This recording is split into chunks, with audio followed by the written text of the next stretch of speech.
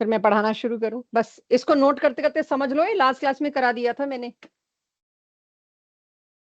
जब solute non volatile है उसका एक ही मतलब है, solute is not contributing into vapours. Vapours बनाने में उसकी कोई मदद नहीं हो रही है, टोटल वेपर्स कम बन रहे हैं एज कंपेयर टू प्योर।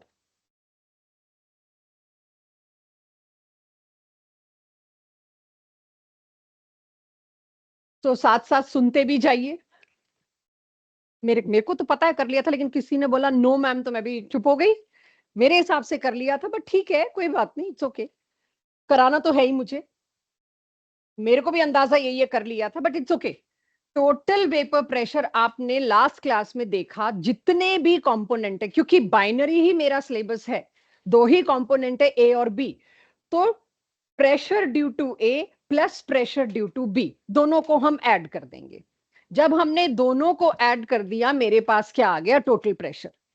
अब ये जो यहाँ पे मैंने कैपिटल लिखा है, आपको तब बता दिया था, कभी भी ये कैपिटल लिखे हम तो हमें अलाउ कर देना। वैसे इसको स्मॉल लिखा जा सकता है, नहीं भी जा सकता, ये हर बुक के ऊपर डिपेंड करेगा। बट ये दोनों क्या है? Partial pressures due to solvent and solute respectively. 100% cases में आप देखेंगे A is for solvent, B is for solute. और अगर एनसीईआरटी देखेंगे तो 2 is for solute, 1 is for solvent. But ठीक है, बताया भी जाता, लेकिन एक बाय डिफॉल्ट चल पड़ा है भाई, 1 और 2 आप ऐसे कर लो, फालतू के कामों में टाइम ना वेस्ट हो। तो total vapour pressure is algebraic sum of these two. ये एक आखिरी बार और बता दूं आपको, ये किस साइंटिस्ट का कंट्रीब्यूशन है कि आप एक मिक्सचर लेते हो गैसेस का, वेपर्स का, total pressure is algebraic sum of all the components. क्योंकि मेरा इस साल का सिलेबस बाइनरी सॉल्यूशन है, मैं बी पे रुकती हूं। लेकिन अगर एयर में बात करूं, 5 गैसेस हैं सपोज, तो पांचों का partial pressure contribute to total pressure, तो ये आगे चला जाता है। ये बात किस साइंटिस्ट की दी हुई है? ये दी हुई है साइंटिस्ट डेल्टन की। इट इज डेल्टन लॉ कि 2, 3, 4, 5 जितनी भी गैसेस हैं उनका algebraic sum will be total pressure. ये हम पहले भी कर चुके हैं बात, बट चलिए कोई बात नहीं, इक्विलिब्रियम चैप्टर में बहुत जगह बात हुई है ये। अब मेरी जो हेडिंग है, अगर सोल्यूट नॉन वॉलेटाइल है तो उसके वेपर्स बनेंगे ही नहीं। जब उसके वेपर्स नहीं बनेंगे तो उसकी वजह से लगने वाला प्रेशर क्या होगा? 0। यानी अब सोल्यूशन मैंने टोटल हटा के सोल्यूशन कर दिया। आज के बाद आप टोटल नहीं देखोगे, टोटल बोलना हिंट देना हो जाता है कि हम टोटल पूछ रहे हैं, नहीं। तो अब आप क्वेश्चंस में देखेंगे, you will rarely find total word, you will find pressure of solution is. और what is pressure of solution? मतलब जब 2 या 3 या 4 चीजों को आपने मिक्स कर रखा है, उनकी वजह से उस सोल्यूशन के ऊपर अब प्रेशर कितना है, उसको कहते हैं प्रेशर ऑफ सोल्यूशन। तो अब मैं कह सकती हूं ऐसे केस में pressure of solution is only due to one component, that is A. क्योंकि बी मैंने नीचे तो डाला है, लेकिन बी है non volatile. Sugar, glucose, sucrose, ये सारे नॉन वॉलेटाइल है। नॉन वॉलेटाइल सोल्यूट क्या करता है? NaCl। Non volatile solute pressure में बिल्कुल कंट्रीब्यूट नहीं करता, उसकी लाइफ में है ही नहीं, कॉन्सेप्ट ही नहीं है वेपर बनाने का, बना ही नहीं सकता वो वेपर पानी के अंदर अगर है तो। सो ठीक है, उसने जब कंट्रीब्यूट नहीं किया तो उसको मैंने 0 लिख दिया। Now can I say pressure, vapour pressure of solution is equal to pressure exerted due to solvent. Pure नहीं बोल रही मैं, नॉट नहीं लगा रही यहाँ पे, pressure exerted due to solvent, और नॉट प्योर सॉल्वेंट पहले ही लिख दिया। अच्छा, PA राउल्ट्स क्या कहता है? राउल्ट्स कहता है this PA is equals to P naught A multiplied by its mole fraction। तो अब ये मेरे को आगे आने वाले अगली क्लासेस से ये फॉर्मूला मेरा चैप्टर डिसाइड कर देंगे कि मुझे ये पता हो सॉल्यूशन का वेपर प्रेशर सिर्फ PA की वजह से है। क्यों? क्योंकि एक कंपोनेंट मैंने नॉन वॉलेटाइल ले रखा है। तो ये मैंने क्लास में तब भी पूछ के फ्री किया था आपको, बच्चों P बड़ा होगा कि P नॉट ए या PA। तो मैं अभी बदल रही हूं चीजों को, क्योंकि जो लास्ट क्लास मैंने आपको कराई बीच में गैप आ गया, तो उसको थोड़ा सा आपसे कनेक्ट करवाना चाह रही हूं। PA नॉट ये क्या होता है? जब वो सॉल्वेंट अकेला मौजूद है उस वक्त उसका प्रेशर। सरफेस के ऊपर सिर्फ उसी के मॉलिक्यूल्स हैं, वो मैक्सिमम एक्सपोजर में है और उसके वेपर्स बनने की possibility will reach to maximum. जब आपने ये पता लगा लिया किसी भी लिक्विड का मैक्सिमम वेपर प्रेशर तब हो सकता है जब वो अकेला यानी प्योर मौजूद हो। अब आपने उसको एक फ्रैक्शन से मल्टीप्लाई करना है। फ्रैक्शन क्या होता है? 1 से छोटा, डेसिमल्स में। डेसिमल्स में आप किसी चीज को मल्टीप्लाई कर रहे हो तो ओवरऑल वो छोटी हो जाएगी, यानी बाद में जो सॉल्यूशन में प्रेशर बन रहा है वो हमेशा कम होगा एज कंपेयर टू अगर वो अकेला मौजूद होता। तो लास्ट क्लास में मेरा लास्ट स्टेटमेंट यही था। क्या मैं ये बात कह सकती हूं कि एक नॉन वॉलेटाइल सोल्यूट की वजह से सॉल्यूशन का प्रेशर अपने इकलौते वॉलेटाइल कंपोनेंट से भी कम हो गया? उसके अंदर एक इकलौता वॉलेटाइल कंपोनेंट मौजूद था, तो लगता है ना कम से कम उसके बराबर तो होना चाहिए था, लेकिन सरफेस पे वो अकेला नहीं था, एक नॉन वॉलेटाइल कंपोनेंट ने थोड़ी जगह घेर रखी थी। तो इस पे मैंने अपनी क्लास को एंड किया था, जो कि बहुत टेस्टफुल नहीं था। क्यों? क्योंकि इसमें क्वेश्चन आपके बोर्ड्स में भी आता है, इसमें क्वेश्चन आपके असर्शन रीजन में भी और बहुत अच्छे न्यूमेरिकल्स में भी। तो इसको जरा और डेप्थ में अब समझना शुरू करना है। राउल्स लॉ से ये मेरे पास आ गई बात कि पी, अब ये मैंने पी टी नहीं लिखा, मैं यहां क्या लिखूंगी बच्चों? P solution. तो कौन सा बड़ा है ये तो हमने लास्ट क्लास में ही कर लिया था, आज तो सिर्फ उसको और पॉलिश किया है। लेकिन अगर मेरे पास बोर्ड में क्वेश्चन आता है और मैं ये लिखा हूं जी हम इसको ना फ्रैक्शन से मल्टीप्लाई कर रहे हैं ना तो ये छोटा हो गया, तो वो कहेंगे रेफर टू मैथ्स, ये ना मैथ्स में लिख देते तुम, वहां मिलेगा 0 नंबर। क्योंकि ये तो हम अपने लिए सोच रहे हैं कि पता ही है ये क्या। लेकिन अगर आपके पास एसर्शन रीजन में रीजन अगर आप सोच रहे हो केमिस्ट्री में ऐसा मिलेगा because we are multiplying P not A with a mole fraction, it has to be slow down, so वो फिर केमिस्ट्री नहीं है। ठीक है, आपको ये जवाब देना नहीं है जिस जवाब से आप आंसर ढूंढ रहे हैं। जवाब है क्या? एनसीईआरटी ने पूरा एक पन्ना घेरा है इसके ऊपर, वो है ये है मेरे पास, और प्रॉपर डायग्राम से बना रखा। उन्होंने तो वो ढक्कन भी बड़ा अच्छा लगा रखा है, मैंने तो ढक्कन भी फ्लैट कर दिया है कि भाई वो नहीं हम कर सकते। अगर मेरे को आप बोलो ये प्योर सॉल्वेंट है, दिख रहा है प्योर सॉल्वेंट, इसका प्रेशर क्या होगा? ऊपर जितने भी वेपर्स हैं, अगर इसके ऊपर जो वेपर्स हैं उसकी वजह से लगने वाले प्रेशर को, कैन आई से दिस, लास्ट क्लास में तो सिंबल्स की प्रैक्टिस हुई है। अब मैंने इसके अंदर थोड़ा सा डाल दिया glucose. Glucose is non volatile, homogeneous mixture है सोल्यूशन, सरफेस पे कुछ ग्लूकोज तो आके जगह घेर लेंगे। Now this is how I will show in assertion reason और multiple correct answers when statements are there कि सरफेस के ऊपर जो मॉलिक्यूल्स हैं वही वेपर्स बनाते हैं। यहां सरफेस के ऊपर ज्यादा दिख रहे हैं येलो वाले, यहां सरफेस के ऊपर येलो वाले बचे ही 4 क्योंकि ग्लूकोज ने जगह घेर ली। यहां पर अगर मैं देखूं ज्यादा है तो उनके वेपर बनने का अपने आप ही फ्रैक्शन ज्यादा हो गया, कंट्रीब्यूशन ज्यादा हो गया। लेकिन इधर है ही कुल 4, वहां अगर जितने हैं उसमें से कुछ अमाउंट जा रहा है तो यहां पर एक्सपोज्ड मॉलिक्यूल्स आर लेस, तो वेपर्स भी इसके कितने बनेंगे? कम ही बनेंगे उसके मुकाबले, राइट? यहां पर वेपर्स विल बी लेस। इस प्रेशर को लास्ट क्लास तक मैं क्या कह रही हूं? Total pressure. अब टोटल हटा के क्या बोलूंगी? सॉल्यूशन के ऊपर लगने वाला प्रेशर, पीएस। मेरे बोर्ड के क्वेश्चन में अगर मैं लिख रही हूं सब्जेक्टिवली, पहले मैं डायग्राम दूंगी, इंग्लिश लैंग्वेज में बाद में दूंगी, पहले मैं केमिस्ट्री दूंगी। और यहां मैं क्या लिखूंगी? PS is equals to only PA, और ब्रैकेट में क्या डालूंगी? Because PB is 0। ये मुझे बताने की जरूरत नहीं है पीबी क्यों 0, आपके क्वेश्चन में ही बोल रखा है नॉन वॉलेटाइल, तो पीबी तो 0 ही है। तो अब मेरे पास आ गया सॉल्यूशन का pressure is contributed only by one component. But question क्या था?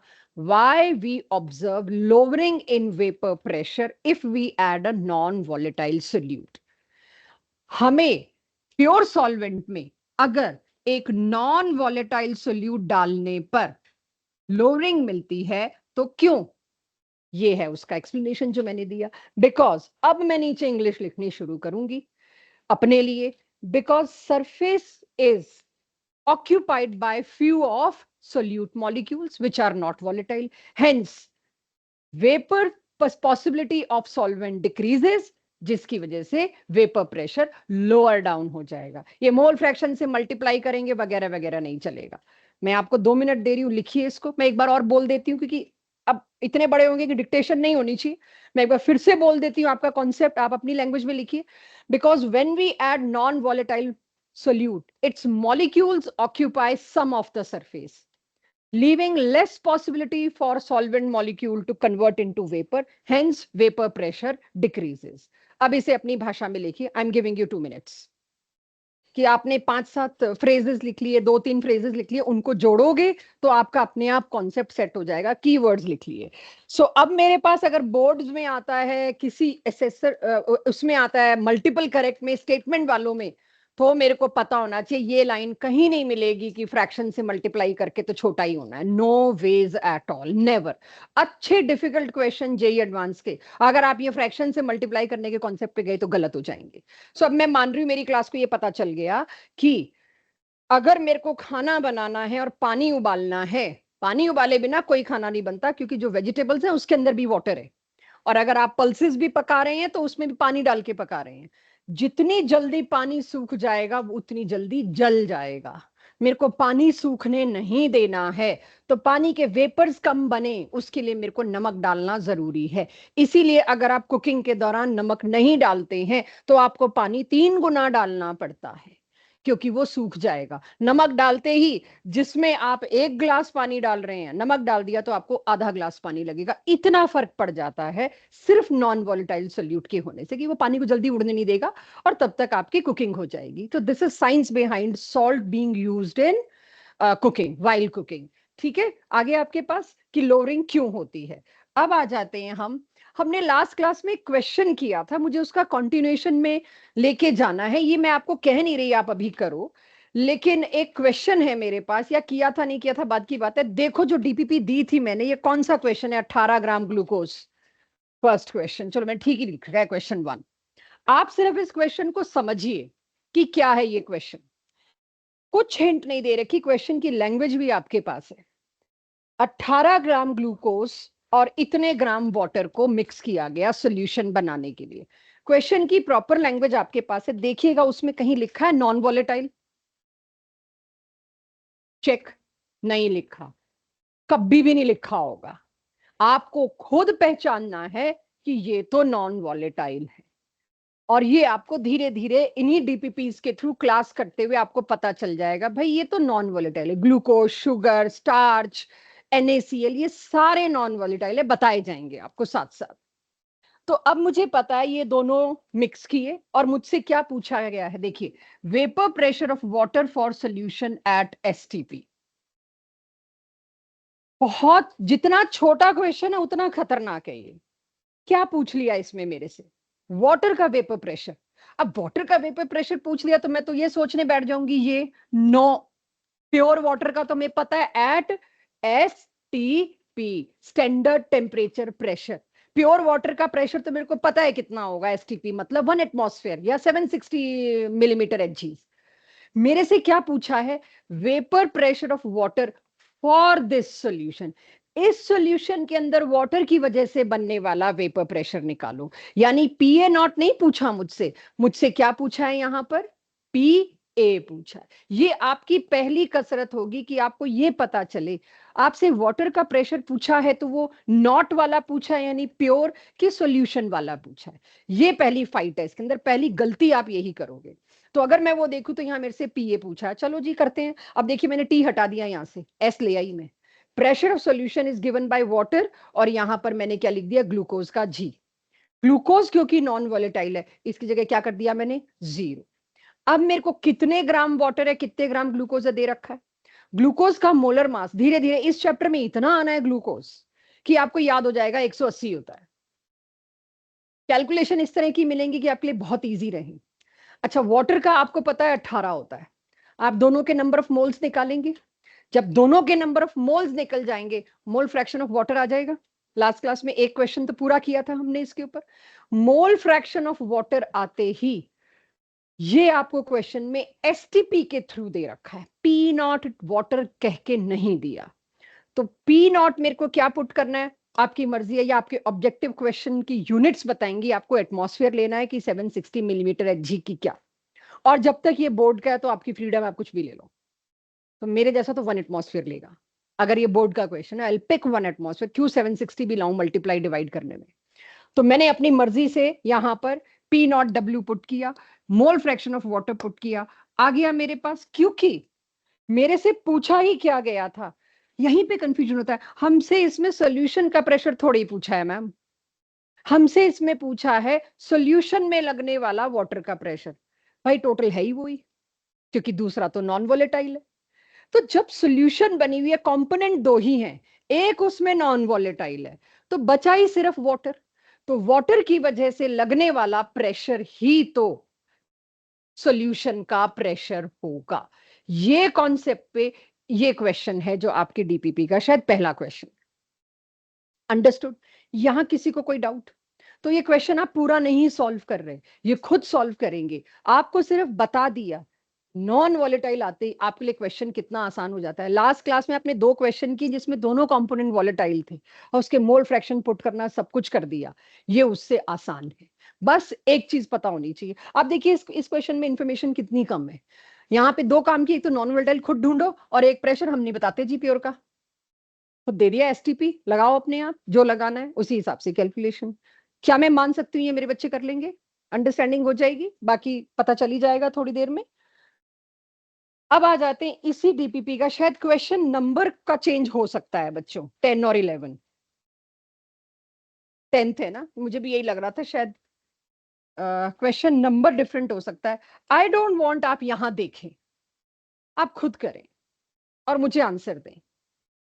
इतना मुझे समझ आ रहा है, उस क्वेश्चन में शुगर लिखा हुआ है, शुगर नॉन वोलेटाइल होते ही आपकी ये चीज जीरो हो गई। शायद मोल फ्रैक्शन के लिए सीधे मोल्स दे रखे, मोल्स दे रखे तो मोल फ्रैक्शन आप बच्चे निकाल सकते हो। उसके बाद नहीं है कोई, एक तुम लोगों में से दे दो, कहीं है तो शेयर कर लेना। आपके पास एक है एटलीस्ट, बस ठीक है, थैंक यू। सो अब इसमें कुछ कुछ क्वेश्चन जो हमारे लास्ट क्लास के डिस्कस पार्ट पे होंगे साथ साथ आपके सामने आते जाएंगे। मैंने दोनों क्वेश्चन में एक ही चीज कॉमन रखी, नॉन वॉलेटाइल वाला उठाया। अभी नॉन वॉलेटाइल आपको बताया नहीं जा रहा, आपको खुद मेकआउट करना है कि ये चीज नॉन वॉलेटाइल है। अब नया टॉपिक जिसके लिए पूरी डीपीपी आपको कहा गया था नहीं हो सकती, ये टॉपिक आपकी किसी भी बुक में बहुत ही बैडली हैंडल्ड है, बहुत ही बैडली हैंडल्ड है। कोई भी बुक ले लो, क्वेश्चंस में भी पता ही नहीं लगता क्या पूछा है। और इस डीपीपी को पूरा ना कर पाने की मेजर रीजन था मैंने वेपर फेज नहीं कराया। Very interesting concept and very difficult part of chapter starts from now. काफी कॉम्प्लिकेटेड पार्ट की तरफ अब हम घुसेंगे आफ्टर दिस। क्या वो समझिए, composition of solution in vapour phase. Note बाद में करना, मेरे को इसका बेस बनाना है क्योंकि मेरी आगे ये पूरी लेक्चर आज इसी बात पर डिपेंड करेगा। Very good lecture, content wise ये सबसे अच्छा नया मिलेगा आपको। ये मेरे सामने एक सोल्यूशन है, राइट? आप ए और बी अब मेकआउट कर रहे हैं। मैंने पिंक और येलो से क्या किया है, येलो मेरे लिए सॉल्वेंट है और पिंक मेरे लिए सोल्यूट है। क्योंकि मैंने ऊपर दोनों के डॉट्स बनाए, means I am taking both volatile, दोनों वॉलेटाइल ले रही हूं मैं। दोनों वॉलेटाइल लेने का क्या मतलब है, दोनों के वेपर्स होंगे। अब मेरे 2-4 सवाल आपसे, किसके वेपर ऊपर ज्यादा होंगे कैसे पता लगता है? मैंने वेपर प्रेशर पे लास्ट क्लास में डिस्कस किया था, किसके वेपर ज्यादा होंगे? डिपेंड्स, क्या ज्यादा है नीचे। ठीक है, मेरा येलो कलर आपको ज्यादा दिखाई दे रहा है, बट वैसे अगर कोई आपसे पूछे किसी सॉल्यूशन में, बाइनरी सॉल्यूशन में वेपर्स किसके ज्यादा होंगे, आपको डिपेंड करता है कौन सा वॉलेटाइल है ज्यादा, कौन सा वॉलेटाइल है। अगर सोल्यूट ज्यादा वॉलेटाइल है, बहुत ज्यादा वॉलेटाइल है एज कंपेयर टू सॉल्वेंट, तो चांस है सोल्यूट के वेपर ज्यादा होंगे, और वाइस वर्सा। या वॉलेटिलिटी में खास फर्क नहीं है, बट कौन सा ज्यादा डाल रखा है आपने नीचे, उस पर डिपेंड करेगा। सरफेस पे उसके मॉलिक्यूल ज्यादा एक्सपोज्ड होंगे। तो आप इसे आंख बंद करके नहीं कह सकते, पहले आपको 2 चीज पूछनी पड़ेगी। भाई पहले तो बताओ मैम, दोनों में वॉलेटिलिटी का कुछ फर्क है? एक बहुत ज्यादा वॉलेटाइल है, एक कम वॉलेटाइल है, तो बहुत ज्यादा वॉलेटाइल वाले के वेपर्स होने का पूरा चांस है। एक कमरे में एक मुट्ठी शुगर रखी है, आपको पता ही नहीं चलेगा, शुगर इज नॉन वॉलेटाइल। इसी एक कमरे में मैं एक बोरी शुगर खोल के गिरा दूं, आपसे थोड़ी देर में बैठा नहीं जाएगा, लगेगा कुछ चढ़ रहा है, मेरे को शुगर की महक चढ़ रही है बहुत ज्यादा। जब वो इतना ज्यादा शुगर, आप मतलब किसी किसी ग्रोसर की शॉप में किसी ऐसी जगह जाए ना जहां शुगर की बोरियां खोल के रखी है, खड़े नहीं हुआ जाएगा आपसे, क्योंकि उस मिठास की खुशबू बहुत आ रही होगी।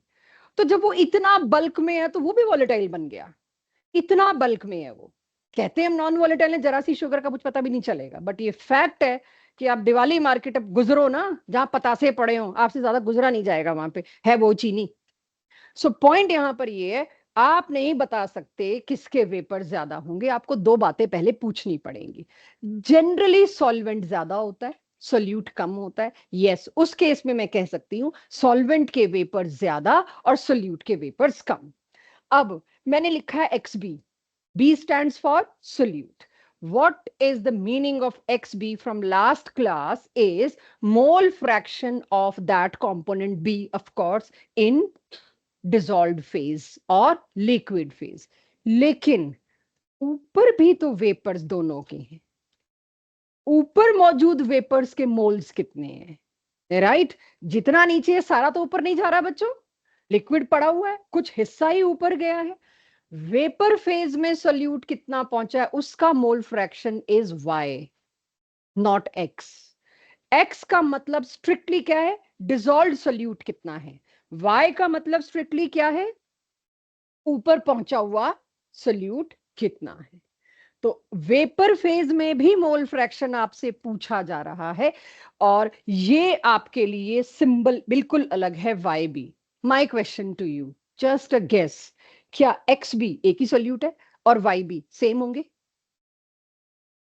कभी कहीं नहीं सुना होगा जितना डिसॉल्व किया है ना सारा वेपर बन जाएगा।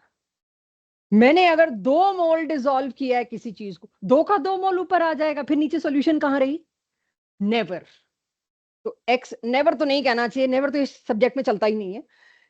ऐसा नहीं है आपके सामने कि एक्स ए और एक्स बी इक्वल हो, सॉरी, एक्स बी और वाई बी इक्वल हो, नीड टू चेक। ये सोचने वाली बात है, ये नहीं हो सकता।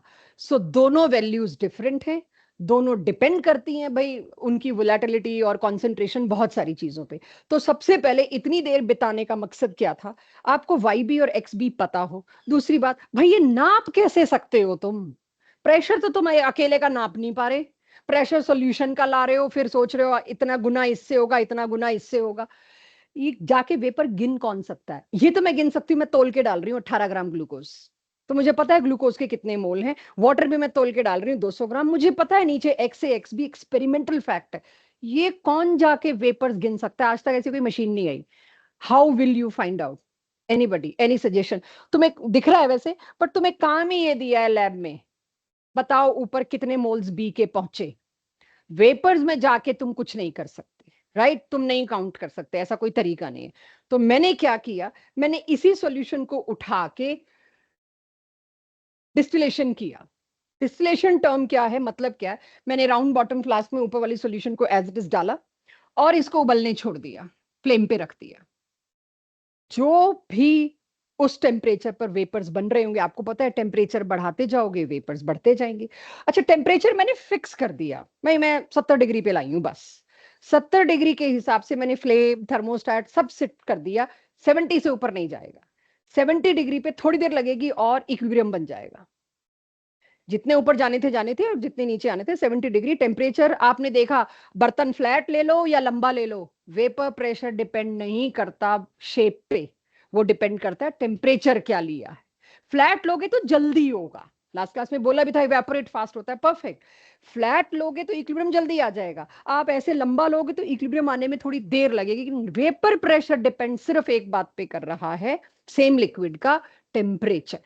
फ्लैट का मतलब जल्दी ठंडा हो जाएगा या जल्दी गर्म हो जाएगा, क्योंकि सरफेस पे एक्सपोज्ड ज्यादा है। तो उस हिसाब से मैं चलूं, मैं क्या करूंगी, इस सॉल्यूशन के वेपर्स को अलग से कलेक्ट करके आइस जैकेट या कोल्ड वाटर जैकेट के थ्रू पास किया, कंडेंस हो गए। ये वेपर्स क्या बन गए? लिक्विड। लिक्विड बन के अलग कलेक्ट कर लिया। ये जो यहां पर कलेक्ट होता है इसको कहते हैं डिस्टिलेट।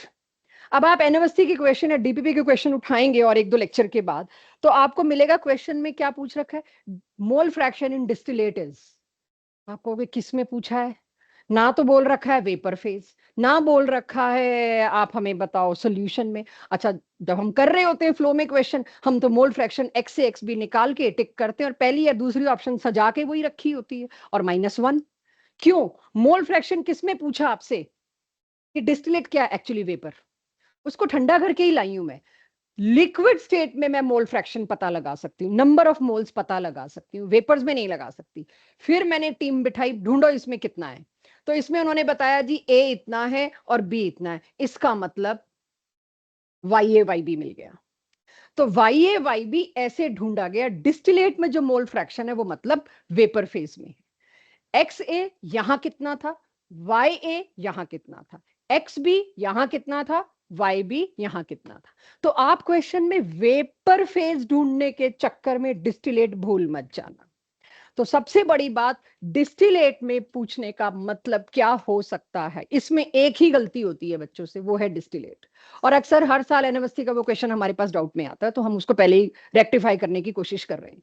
सो अब आपके पास, ठीक है जी, ये तो डिस्टिलेट वैसे ही बताया मैंने, किसी क्वेश्चन में आपसे कैसे भी पूछ सकते हैं, बट मैंने करना क्या इसका? मेरे को टोटल प्रेशर मिल गया, मेरे को पार्शियल प्रेशर राउल्स लॉ से मिल गया, मेरे को सब तो मिल गया, मेरे लिए तुम एक टर्म और क्यों उठा के ले आए हो? हमें रिलेशन ढूंढने हैं, हमें बहुत सारी चीजें और ढूंढनी है। तो अब मेरे पास आता है कि राउल्स लॉ ने तो यहाँ वाले प्रेशर, यहाँ वाले मोल फ्रैक्शन की बात करी थी। मैं लिख रही हूँ, रब कर दूंगी। राउल्स लॉ क्या था? किसी भी एक कंपोनेंट की वजह से लगने वाला pressure in a mixture is given bye उसका प्योर का प्रेशर मल्टीप्लाइड बाय उसका मोल फ्रैक्शन। अब मेरा सवाल है, बात तो सही है, वाई ए भी पता होना चाहिए मेरे को, वो कैसे निकालू? राउल्स कोई मदद नहीं करता इसमें, राउल्स का कोई लेना देना नहीं है इस बात से। ये हमने कैसे पता लगाया? Y A fraction in vapours is equals to, ये पी ए क्या है? उसकी वजह से लगने वाला pressure divided by total pressure. बड़ा ऑब्वियस है। कैसे ऑब्वियस है? इस रूम में दो गैसेस हैं, नाइट्रोजन और ऑक्सीजन। दीवार पे लग रहा है उसका प्रेशर, और वहां मैंने लगा रखा है एक प्रेशर नापने के लिए मीटर। और उस प्रेशर में मुझे पता है जितना ज्यादा जिस चीज का वेपर है, उतना ही उसकी वजह से लगने वाला प्रेशर ज्यादा होगा। तो मैं क्या मांग रही हूं? वेपर फेज में ए वो डायरेक्टली प्रोपोर्शनल किसके होगा? जितना वो प्रेशर एक्सर्ट कर रहा है। वो कितना प्रेशर एक्सर्ट कर रहा है कौन डिसाइड करेगा? जितने वेपर्स उसके बने हुए हैं। और प्रोपोर्शनलिटी कांस्टेंट के बजाय इक्वालिटी लाने के चक्कर में मैं पीटी कर दूंगी। क्या ढूंढ रहे हैं हम? अच्छा, P A by P T. तो अगर तुम देखो Y A is given by P A by P T, when I was in class 12, ये चैप्टर हमारा दूसरा चैप्टर होता था और मेरे को इस फॉर्मूले में काफी कंफ्यूजन होता था। मैं आपसे जरूर डिस्कस करूंगी मैं अपने बोर्ड में क्या क्या क्वेश्चन गलत करके आई थी केमिस्ट्री के। निकलते ही पता लग गया था बाहर, पता नहीं क्या होता है, बाहर निकल के पता चल जाता है मैं गलती कर रही हूँ। खैर इस चैप्टर में तो नहीं की थी, लेकिन इस चैप्टर में मेरे से एक बहुत बड़ा कंफ्यूजन होता था। मेरे से फॉर्मूले रटे नहीं जाते, वो आज तक है मेरे को प्रॉब्लम। मेरे से फॉर्मूले, केमिस्ट्री लेके कोई कह रहा है फॉर्मूले रटे नहीं जाते थे, राइट, बट मुझसे नहीं क्रैम होते थे फॉर्मूलाज, व्हाटसोएवर रीजन। मेरा कई बार ये उल्टा हो जाता था। इतना प्रेशर होता है फिजिक्स केमिस्ट्री फॉर्मूलाज का, पीए बाय पीटी की जगह मेरे को सोचना पड़ता था। मतलब एक होता ना यूं आ जाना फॉर्मूला, बहुत सोचना पड़ता था। तो उस वक्त मैंने अपनी मदद कैसे की? ये फ्रैक्शन है, फ्रैक्शन है, फ्रैक्शन मतलब वन से छोटा, तो नीचे बड़ी चीज आनी चाहिए। बस मैंने अपने आप को ऐसे बचाया था कि इतने फॉर्मूलाज में, अभी आप देखोगे फॉर्मूलाज कितने आ रहे हैं पीए पीटी के, तो उस वक्त एकदम से हिट नहीं करता when you are under pressure, PT by PA कर बैठते हो। तो what I use to do, मैं हमेशा यहाँ आके, क्योंकि मुझे पता था ये मेरा कमजोर एरिया है, मैं अपने आप को पॉज देती थी। टोटल से डिवाइड करना है क्योंकि फ्रैक्शन आना है, बड़े से डिवाइड करना है क्योंकि फ्रैक्शन आना है।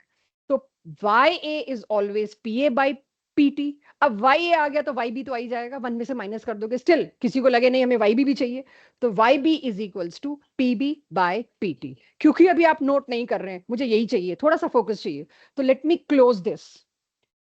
अगर आप वाई ए जानते हैं और वाई बी जानते हैं, फॉर्मूला कहीं से मिल गया आपको, बड़ा ऑब्वियस सा फॉर्मूला है बट चलिए मिल गया। मैं अगर आपको कहूं मेरे को रेशो दो जी वाई ए और वाई बी का, पीटी पीटी तो कट जाना है। ये बहुत मिलने वाला है स्टेटमेंट्स में, एनएमएससी में बहुत मिलने वाला है। तब आपको ये सोचना पड़ेगा। आप मेरे को सवाल जरूर पूछोगे ऐसे कैसे हो गया मैम, तो हमारे पास यही सपोर्ट होगा। अगर आप इनका रेशो लोगे, और वही बात मैं बोल रही हूँ, जितना ए होगा वेपर्स उतना ही उसकी वजह से लगने वाला प्रेशर, जितना बी होगा उतना ही उसकी वजह से लगने वाला प्रेशर। तो इनका रेशो अगर कोई मेरे को दे दे, तो मेरे को इनके प्रेशर्स का रेशो मिल गया। एंड जैसे ही मेरे को ये प्रेशर का रेशो मिल गया, मैं प्योर भी निकाल सकती हूँ। अगर क्वेश्चन में मेरे से पूछा हो, राउल्स में पुट कर दूंगी इनकी वैल्यू, फिर मैं कुछ भी निकाल सकती हूँ। अब इसको जरा संभाल के एक पेज पे नोट करिए, फिर अप्लाई करते हैं। दो स्लाइड बीच में ऐसी आएंगी जो एनसीईआरटी से बाहर है। तो पहले इसको नोट करिए, पूरा एनसीईआरटी है, पर एनसीईआरटी ने इसको बहुत बैडली हैंडल किया है, बस छोटा सा फॉर्मूला डाल दिया और एक छोटा सा पैराग्राफ देके छोड़ दिया है। सजाना मत डायग्राम को। तो अब अगर आप मेरे से क्वेश्चंस समझेंगे तो ये बोर्ड में अक्सर कैसा क्वेश्चन आ रहा है, अगर आ रहा है न्यूमेरिकल 3 नंबर का, तो जैसा आपको डीपीपी में क्वेश्चन 6 दिया हुआ है, वो 6 नहीं, कौन सा, सॉरी, हाँ 6, ये ज्यादातर पॉपुलर क्वेश्चन बोर्ड के यही है। इसका सेकंड पार्ट चाहिए मेरे को। सेकंड पार्ट के लिए फर्स्ट पार्ट में जो आपने कैलकुलेशंस किए थे वो वापस लगेंगे आपको। तो आप please first part last class में जो आपकी वैल्यूज आई थी वो ही नोट करिएगा। मेरे क्वेश्चन और आपके क्वेश्चन में एक वैल्यू का फर्क था, इसलिए शायद आंसर का भी फर्क था। आपने फर्स्ट पार्ट में क्या निकाला था, देखिए जरा, थोड़ा सा रिवाइव करिए। आपने निकाला था vapour pressure of solution prepared by mixing these two. तो वेपर प्रेशर मतलब आपने पीएस निकाला था, है ना, वेपर प्रेशर ऑफ सॉल्यूशन। और 400 कुछ आया था।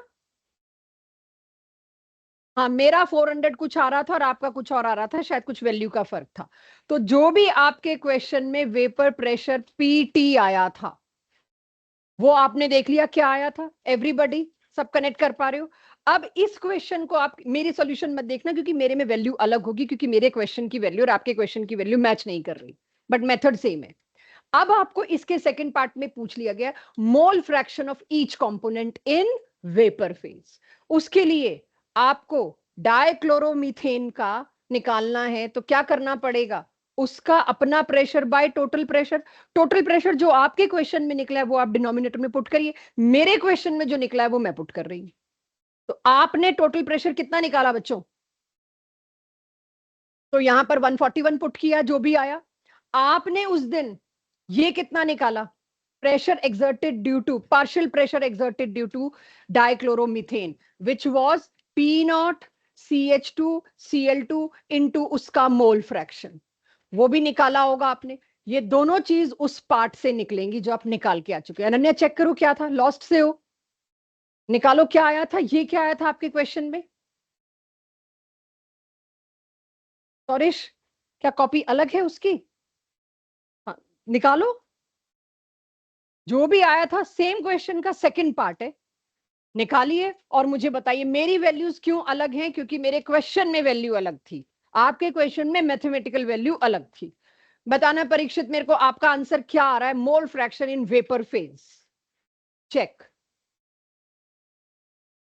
मैंने जो क्वेश्चन दिया था मेरे पास P0 था 415 और मोल फ्रैक्शन मैंने निकाला था 0.688 और उसको मल्टीप्लाई करके मेरे पास P आया डाइक्लोरोमीथेन का। आप अपने क्वेश्चन के हिसाब से करिए। समझ पा रहे हैं, कुछ लोगों के चेहरे मेरे को बिल्कुल ब्लैंक लग रहे हैं। निकालिए और मुझे बताइए। आप लोगों के वैल्यूज को चेक करिए इस क्वेश्चन की। आपने 6th डीपीपी का ही किया था उस दिन।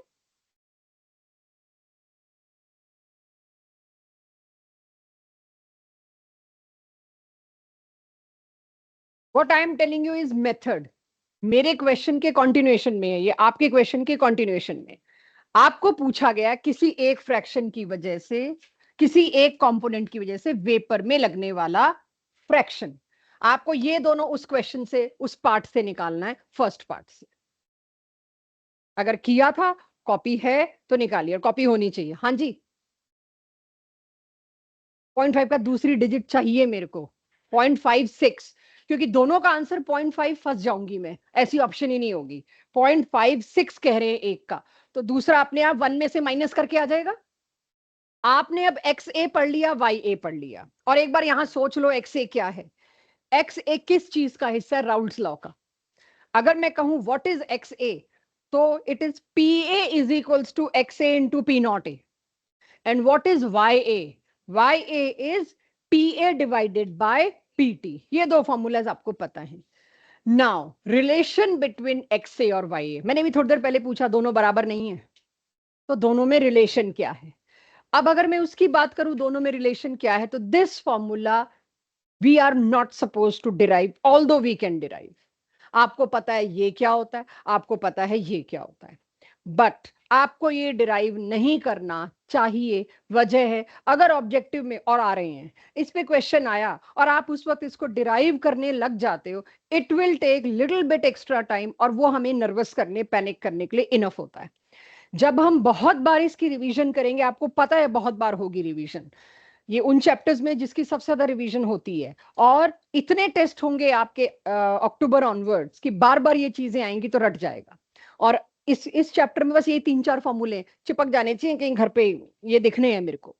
तो एक्स ए और वाई ए में ये रिलेशनशिप मेरे पास आई, ये मेरे को गिवन है। अब मैंने क्या किया, सिंपल मैथमेटिकल ऑपरेशन, अगर आप यहां देख सकें तो मैंने इसको दोनों टर्म से मल्टीप्लाई करके ब्रैकेट खोला है, मतलब ब्रैकेट के बाहर वाली चीज को दोनों के साथ मैनेज किया, सिंपल मल्टीप्लाई। और मुझे पता है जो चीज कटनी है मैंने वो काट भी दी, राइट। तो मैंने इसको और इसको मैनेज किया तो ये आया, राइट। आफ्टरवर्ड्स कहां पहुंच रही हूं मैं, देखिएगा।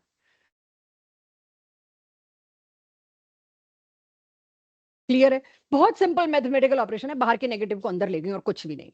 और ये मेरे पास सिचुएशन आई, बस इसको अगर मैं देखती हूं तो it is related to y is equals to M X plus C. y is equals to, अभी ग्राफ मत देखिएगा, पहले इसको प्रॉपर समझ लेते हैं। y is equals to M X plus C का मतलब क्या है, बहुत ध्यान से। y एक्सिस पर आप ये बनाएंगे, राइट।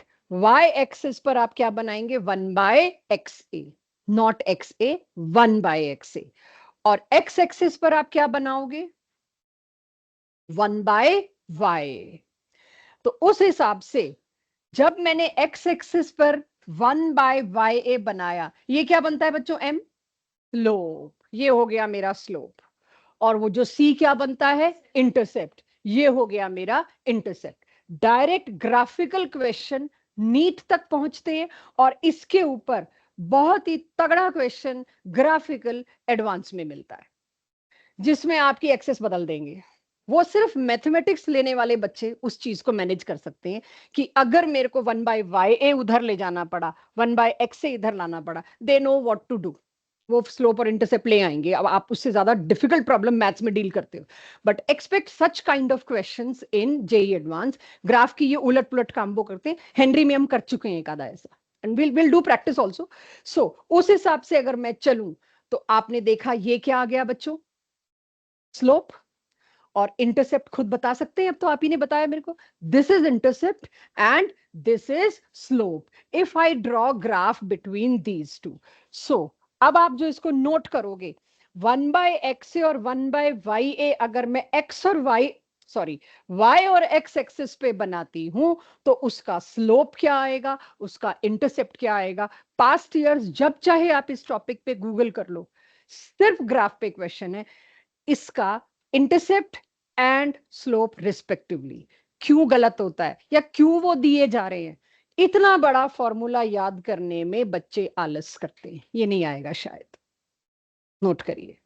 बस ये फॉर्मूला याद ना होने के मारे हमसे इतना डायरेक्ट डुएबल क्वेश्चन गलत होता है। जितने बड़े फॉर्मूलाज वाले केसेस मिलेंगे उतना वो लड्डू क्वेश्चन होगा। ये मतलब आप घर बैठोगे ना जब आराम से, आपको एक्स ए वाई ए के फॉर्मूलाज पता हैं, राइट। उन दो इक्वेशन को बनाना, उनको जब आप ओपन करते जाओगे आ जाएगी। I suggest not to waste time, क्योंकि एक बार आपने निकाल ली ना, फिर आप याद नहीं करोगे। ये तो मैं निकाल सकती हूँ, और वाकई बहुत ईजी है। और उस दिन जिस दिन आप जेई नीट देने जाते हैं, हम निकालने बैठ गए भाई, उस दिन 2+2 4 में पसीने छूटते हैं, कुछ होता है ऐसा।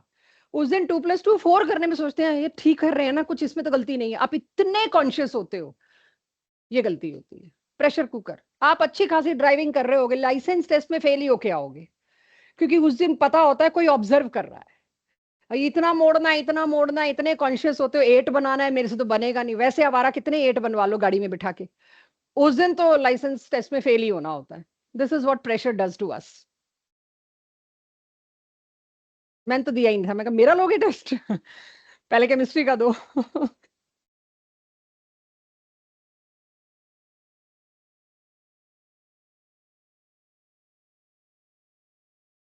हाँ, वो मतलब मैंने पूरा बनाया नहीं, क्योंकि आप देखते हो धीरे धीरे अब आप ना ग्राफ यूं ही देखोगे, क्योंकि वहां तक पहुंचना पॉसिबल प्रैक्टिकली नहीं होता, वो इंटरसेप्ट हमें एक्स्ट्रापोलेट करके बनाना पड़ता है। इसीलिए अक्सर आपको यहां तक ग्राफ रुके मिलेंगे, वो इंटरसेप्ट आपको खुद बनाना पड़ेगा। तो कहीं अगर आपको ग्राफ रुका मिल रहा है तो ठीक है जी, मेरे एक्सपेरिमेंट में मेरे पास इतनी ही वैल्यू आई थी, उससे ज्यादा आई नहीं थी, आपको पता है इसका इंटरसेप्ट क्या होगा, आप उसको एक्स्ट्रापोलेट कर लेंगे। ये फ्रीडम आपसे एक्सपेक्ट की जाएगी कि आपको खुद ढूंढना है क्या होगा इंटरसेप्ट। आ गया सबके पास ये? सो फॉर्मूला अगर रटा हो तो फायदा है, याद हो तो फायदा है, डिराइव करना इज द वर्स्ट थिंग। तभी आपको बचपन में डॉजिंग सिखाई जाती है कि खड़े खड़े आपसे 17 सिक्सा पूछ लें तो अरे हम क्यों करें, वो 17 इंटू 6 कर लेंगे ना रफ में। You lost the game there. अगर 17 सिक्सा आपको मल्टीप्लाई करना पड़ रहा है और फिर रफ में मल्टीप्लाई करके आप पुट कर रहे हैं, you already lost the game of calculation. बहुत कोई कैलकुलेटर नहीं होता उसके पास। नोट डाउन, वाई ए और पीटी में मेरे को कोई रिलेशनशिप दे ही क्यों रहा है जबकि मेरे पास फॉर्मूला है। मैं तो ये लिख दूंगी Y A is equals to, नहीं, this is also a relationship जिसमें मेरे को in terms of P A naught P B naught मांगा हो। आई नो वाई ए और पीटी में रिलेशनशिप है, बट अगर मेरे को कहा जाए वाई ए और पीटी में मेरे को रिलेशनशिप चाहिए P not A P not be की टर्म्स में, तो मेरी मजबूरी है, मेरे को ये फॉर्मूला पिक करना पड़ेगा। मेरे को फोर्स करेंगे ग्राफ देके कि तुम वो वाला ला ही नहीं सकते, तुम्हें यही पकड़ना पड़ेगा। ईयर ग्राफ बनेगा कब, ये तो वैसे भी पता है, ये एनसीईआरटी में ग्राफ दे रखा है बच्चों, प्लीज एनसीईआरटी वाले बच्चे ग्राफ बनाएं। मैंने उस स्लाइड पे नहीं बनाया, वाई ए वाली स्लाइड पे नहीं बनाया, यहां बना रही हूं। ग्राफ बनाएंगे आप लोग, उस स्लाइड पे बनाऊं या इस पे? पहले ये लिख लो बच्चों, मैं पिछली स्लाइड पे जाके ही बनाती हूँ। पहले इतना लिख लीजिए, आ गया सबके पास? वो जो ये स्लाइड थी, यहां ग्राफ बनाइए आप लोग खुद और मुझे बताओ क्या बनाया। दिस वाई बी कर देती हूँ क्योंकि हम सोल्यूट को ज्यादा प्रेफरेंस दे रहे हैं, नॉन वॉलेटाइल है वॉलेटाइल है बार बार। मुझे ये ग्राफ बताइए।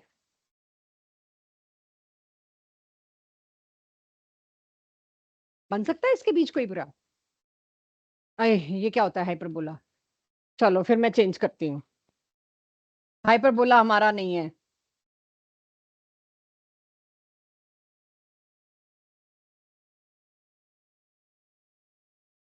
एनसीईआरटी का।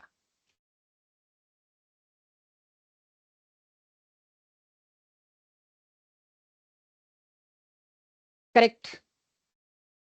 कुछ लोग कह रहे हैं क्या दिया है? हाँ एनसीईआरटी ने दिया है तो मैंने दे दिया। कुछ लोग इशारा कर रहे हैं क्या है, आएगा, right? Easy, I agree, but ये एनसीईआरटी ने बना के दिया हुआ है आपको, उस टाइम में से मिस हो गया इसलिए अब बनवा दिया।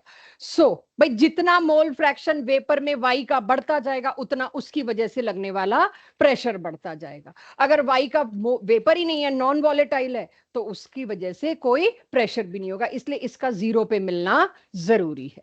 सो यहाँ पे आपका vapour phase and all over, no numerical part now, nothing, only theoretical topic I am taking. देखना ये वाला क्वेश्चन, ऑब्जेक्टिव क्वेश्चन फोर्थ, एक बार देखो, ठीक पुट की है मैंने वैल्यूज, बस वो चेक करा लो। आपको एक क्वेश्चन सिक्स्थ मैंने दिखाया जो बोर्ड्स में आता है, एक क्वेश्चन जेई में जो आता है, नीट में जो आता है, वो है क्वेश्चन फोर्थ, सेम टॉपिक पे, सिमिलर टॉपिक पे, मतलब देखिए कैलकुलेशन बोर्ड्स में ज्यादा है, जेई नीट में कम है। सीधे नंबर ऑफ मोल्स दे रखे होंगे, दो अलग अलग केसेस, दो इक्वेशन बन जाएंगी और दो वेरिएबल है शायद, दो इक्वेशन है, दो वेरिएबल है। ये चार पांच लोग गर्दन हिला दे और उसके चक्कर में बाकियों को लगे पता नहीं क्या हो गई बात, वो नहीं होना चाहिए। I am giving you 2 minutes, solve it. First of all make these equations by yourself. किसी से नहीं बन रही है तो आई एम वेटिंग, मैं खड़ी हूं, मैं कराऊंगी, बाकी लोग सॉल्व करके आंसर मैच कराओ। सी, कोई बात नहीं, लीजिए, जिन्होंने इतना भी नहीं किया प्लीज वो करिए। बाकी ढूंढ लो कोई भी क्वेश्चन, अब हो गई पूरी डीपीपी, अब डीपीपी 3 शुरू हो रही है अगली स्लाइड से। ढूंढो जिनके पास टाइम है, बाकियों को मैं इसका टाइम दे रही हूँ थोड़ा सा, एक बार इसमें घुसें। और बाकी बच्चे डीपीपी का ऑब्जेक्टिव सब्जेक्टिव कोई भी क्वेश्चन उठाओ, अब सारे हो जाएंगे, सब करा दिया। और आई विश इसे जरूर सॉल्व करें, इसको फॉर ग्रांटेड ना लें।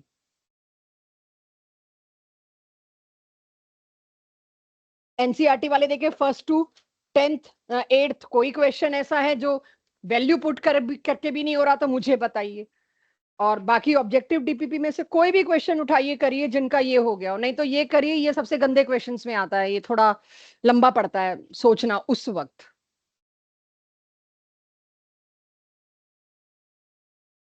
ज्योति मैम स्लो स्लो आपके पास डीपीपी सर्कुलेट करा देंगी अगली, उससे डिस्टर्ब मत होना। हाँ जी, कहीं से कुछ मुझे सॉल्व करवाना है तो अंशिका हो जाएगा।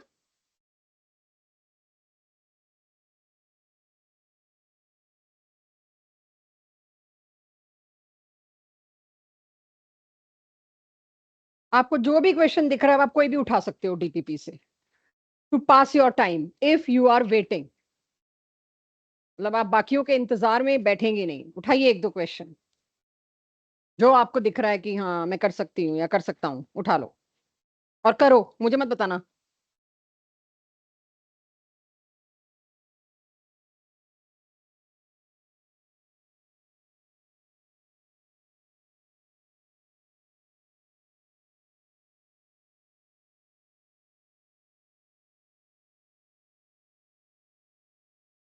दीपा, ऋति के रेफरेंस से आई है एंजल।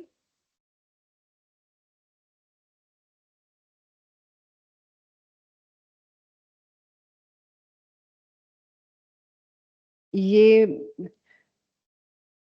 बात करनी है, हाँ ठीक है।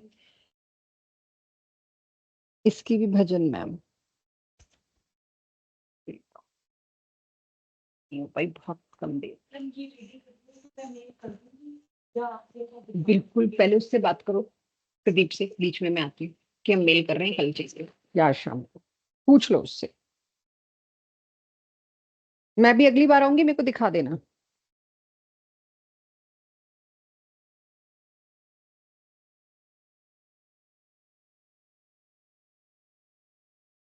ज्योति, दीपा जो डीपीपी तैयार कर रही है ना +1 की, जैसे ही रेडी हो जाए मेरे को एक प्रिंट दे देना यहाँ पे, मेरे को देखना है। हाँ जी, हो जाएगा। ये वाला क्लियर हो गया सबको, इसके लिए मुझे वेट करना जरूरी था कि एक बार आपको कॉन्सेप्ट बैठ जाए कि कैसे डायरेक्टली मेरे को मोल फ्रैक्शन क्वेश्चन में इजी हेल्प की हुई है। मेरा हो जाएगा, आगे चले। चलो बच्चों, बस बातचीत बंद। रिपीट हो गया, सॉरी। चलिए, अब डीपीपी 3 पहुंच गई होगी आपके पास, और अब हम स्टार्ट कर रहे हैं थियोरेटिकल पार्ट एक डीपीपी 3, जिसके ऊपर डेडिकेटेड है, that is ideal and non ideal solution. Ideal और नॉन आइडियल सोल्यूशन का नाम से ही मतलब पता चल रहा है, एक जो होना चाहिए और एक जो होता है, वो फर्क। क्या होना चाहिए बिहेवियर, हम जो आज तक सोच रहे थे, और एक्चुअली में क्या होता है उसकी बात करेंगे। तो ये टिपिकल थियोरेटिकल पार्ट है आपका, अच्छा पार्ट है जिसको थोड़ा टफ मानते हैं हम लोग, आगे आगे कॉन्सेप्ट अप्लाई करने। गलतियां थियोरेटिकल पार्ट में अगर होती हैं तो वो ये हिस्सा है। आइडियल सोल्यूशन किसको कहते हैं? हर उस सॉल्यूशन को आज से हम आइडियल कहेंगे जिसमें, अच्छा सॉल्यूशन तो हमें पता ही है क्या होता है, दो चीजें मिक्स करी, बाइनरी है, मेरा सिलेबस ट्राइनरी है नहीं तो मैं ट्राइनरी की बात ही नहीं करती कभी। मैंने दो चीजें मिक्स करी, और मिक्स करने के बाद आई रियलाइज्ड, छोड़ दो पेन, मेरे को बड़ा मुश्किल हो जाएगा ये लेक्चर, छोड़ दो, ठीक है। अगर कोई दो चीजों को मिला के मैंने सॉल्यूशन तैयार किया, दो चीजें हैं इसके अंदर, ए और B, and if I find इसके ऊपर जो एग्जर्ट होने वाले प्रेशर में partial pressure due to A जो है वो actually P A naught into X A के बराबर है। अब ये एक्चुअली इसके बराबर है का क्या मतलब है? इसका मतलब ये है, मेरे को उस सॉल्वेंट का प्योर प्रेशर पहले ही पता है इस फलाने टेम्परेचर पे। ये वाली साइड होती है आपकी कॉपी में, जो आप कहीं से वैल्यू नाप तोल के लाए हैं। आपको पता है आपने वाटर डाला है, इतना टेम्परेचर है, इसका इतना प्रेशर होगा प्योर का, पुट करोगे। आपको ये भी पता है आपने इतने ग्राम वाटर डाला है टोटल सोल्यूशन में, दूसरी चीज के इतने ग्राम है, आप मोल फ्रैक्शन भी कैलकुलेटेड और करेक्ट लेकर आए हो, कोई चांस ही नहीं गलती का, आपने ठीक तोला है, तो मोल फ्रैक्शन भी। ये काम आपकी कॉपी का है, लैब का नहीं है। This is what you are doing in your copy कि इसका प्रेशर राउल्ट्स कहता है PA इसके बराबर होना चाहिए। तो मैं लैब में जाने से पहले क्या करती हूं, मैं तो कैलकुलेट करके रख रही हूं। हम कर क्या रहे हैं 2 दिन से, हम यही तो कैलकुलेट करके बता रहे हैं PA ये होगा। अब हम गए लैब में, ये कैलकुलेट करके भाई PA आना चाहिए 110 एटमॉस्फेयर। गए लैब में, डाला उन दोनों चीजों को उतना ही जितना डालना चाहिए था, और मिक्स करने के बाद यहां पे लगाया मैंने अगेन पंप, प्रेशर के सॉरी मैंने मीटर लगाया, बैरोमीटर, मेरे को प्रेशर नापना है, टोटल कितना है, टोटल प्रेशर मैंने नापा जी, इतना आया। राउल्ट्स लॉ लगा के कॉपी में मैं पहले ही कर चुकी हूं, PA की वजह से इतना होगा, PB की वजह से इतना होगा। ये 2 क्वेश्चन जो आप करके आ रहे हो यही करके आ रहे हो, और आप मेरे को PT भी दे रहे हो। मैं लैब में गई तो PT तो कुछ और आ गया, ओबे ही नहीं हुआ। कर लो क्या करोगे, जो पिछले लेक्चर से करी जा रहे हैं हम लोग। लैब में जाके पता चलता है मेरी कॉपी का आया हुआ PT, जबकि मेरी कोई गलती नहीं है। मैंने मोल फ्रैक्शन भी उतना ही लिखा जितना तोल के डाला। दोनों लिक्विड जो प्योर हैं उनका प्रेशर भी जो वेल सेटल्ड फैक्ट है वही उठा के डाला, मैंने कोई गलती नहीं की। फिर भी मेरा PT कॉपी वाला और लैब वाला मैच नहीं हुआ। और अगर हो गया, मतलब क्या है भाई, जो आप कैलकुलेट करके गए घर से या क्लासरूम से, PA और PB एग्जैक्टली मैच हुए होंगे, PA PB मैच हुए होंगे, तो उनका एल्जेब्रिक सम भी मैच हुआ होगा। यानी in lab, if you go and find your total pressure which is already calculated in your copy by some data matches with what you are observing in barometer, means वो solution Raoult's law follow करती है। ऐसी solution जो Raoult's law follow करती है, उस solution को आज के बाद मैं क्या बोलूंगी, आइडियल सॉल्यूशन। अब आप देखना आपके एग्जांपल्स में क्या आए होंगे, जो भी 2 कंपोनेंट हमने मिक्स किए हैं वो मिलते जुलते हैं कंपोनेंट्स। एनसीईआरटी बैक एक्सरसाइज खोलोगे, ऑक्टेन और हेप्टेन को मिक्स कर रखा है, क्लोरोफॉर्म और डाई क्लोरोमीथेन को मिक्स कर रखा है, बेंजीन और टोल्यूइन को मिक्स कर रखा है। आजू बाजू के पड़ोसी एक जैसे ले रखे हैं, क्योंकि, और मैंने लास्ट क्लास में कहा था, आप देखना आपके एग्जाम्पल एक कैटेगरी के ही जा रहे हैं। क्यों एक कैटेगरी के जा रहे हैं, क्योंकि अभी राउल्ट्स लॉ बताना है आपको, फिर बताएंगे। अगर कोई इक्वेशन में, कोई सॉल्यूशन में राउल्ट्स लॉ से आया कॉपी में रिजल्ट और लैब में बैरोमीटर में आया रिजल्ट मैच करता है, उस सॉल्यूशन को आप क्या कहते हो, आइडियल। वो इतनी आदर्श सॉल्यूशन है कि मिक्सिंग के वक्त, दोनों चीजों को मिक्स करने के वक्त, ना तो टेस्ट ट्यूब गर्म होती है ना टेस्ट ट्यूब ठंडी होती है, ना एंथैल्पी रिलीज्ड है ना एंथैल्पी एब्जॉर्ब्ड है, 0। और वॉल्यूम 5 ml इसका और 4 ml इसका, रिजल्टेंट वॉल्यूम 9 ml ही आएगा, 9.1 ml नहीं आएगा, या 8.9 ml भी नहीं आएगा। 0.1 ml का भी फर्क वॉल्यूम में आप ऑब्जर्व नहीं करोगे। वो होती है आइडियल सॉल्यूशन। 3 शर्तें, चौथी अभी बात नहीं कर सकती मैं, अब उसी पे खुलना है सारा, बट ये 3 शर्तें फिक्स्ड है। क्या हो नॉन आइडियल का मतलब, तो कहना बड़ा आसान है, नॉन आइडियल का मतलब है ये नहीं हो रहा फॉलो, लेकिन इसको प्रैक्टिकली जो मैंने इतनी देर में उतारने की कोशिश की, अब मेरी समस्या बहुत कम हो जाएगी अगर आपने सुन लिया तो। ये आप कहां करते हो, अपने पेपर पे, कॉपी पे, लैब में बैठ के नहीं। ये तो आपने यहाँ क्लासरूम में किया, हाँ जी P0 A बताना कितना है, एक क्वेश्चन में डाटा दे दिया, टेबल में डाटा दे दिया, आपने ढूंढा ये वाला सॉल्वेंट अगर मैं प्योर लेती तो इसका प्रेशर इतना होता, इसका मोल फ्रैक्शन में 1/3 लेके चल रही हूँ, नपा तुला है, श्योर्ड है वो तो, दोनों को मल्टीप्लाई कर रही हूँ तो जी PA इतना होना चाहिए। सेम ऐसे ही मैं PB निकालूंगी, कॉपी में मैं PA PB को प्लस करके गई लैब में, मिलाओ इन दोनों को इतने इतने मोल्स में, पक्का PT इतना आएगा, नहीं आया। गलती का स्कोप किधर है, इधर तो गलती का स्कोप है ही नहीं, ये तो वेल सेटल्ड फैक्ट है। और ये मेरे को किसी ने बहुत प्रिसाइज तोल के दिया है, ये भी बिल्कुल सही है, ये मोल फ्रैक्शन में तो कभी एरर हो ही नहीं सकती, इतने अच्छे बैलेंस है मेरे पास कि मैंने ढंग से नापा हुआ है। फिर भी अगर मैच नहीं कर रहा तो मैं क्या बोलूंगी, सॉल्यूशन ही गलत है, it is not ideal solution. 99% solution ये मिली, मात्र 1% सॉल्यूशन आइडियल मिली। तो इसका मतलब राउल्ट्स ने कुछ तो गड़बड़ कर दी, जिसकी वजह से मेरे को सारी सॉल्यूशन कैटेगरी ये मिली।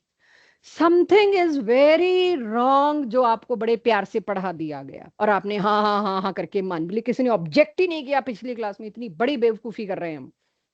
आज वो ऑब्जेक्ट करवाना है कि तुमने सोचा भी नहीं एक बारी को कि हम ये बोली जा रहे हैं और तुम लगे पड़े हो नोट करने में, और किसी ने ऑब्जेक्ट ही नहीं किया, करना चाहिए। आज मैं ऑब्जेक्ट कराऊंगी। कितना बड़ा लोचा किया है राउल्स ने। हम भी नहीं चाहते थे कि लास्ट क्लास में आप पकड़ें, वरना लेक्चर खराब होता, इसलिए उस चीज को बहुत कम डिटेल करके साइड से हम निकल लिए कि आप पॉइंट आउट तब ना करो। आज उसी को पॉइंट आउट कराएंगे। हर वो सॉल्यूशन जो राउल्स के रिजल्ट से मैच नहीं करती उसको कह दिया नॉन आइडियल सॉल्यूशन। उसमें enthalpy of mixing will not be zero, या थोड़ी सी एंथैल्पी रिलीज होगी या थोड़ी सी हीट उसको चाहिए होगी। सिमिलरली उसका वॉल्यूम 0.01 ml का ही फर्क आए, लेकिन वॉल्यूम का थोड़ा सा फर्क आएगा।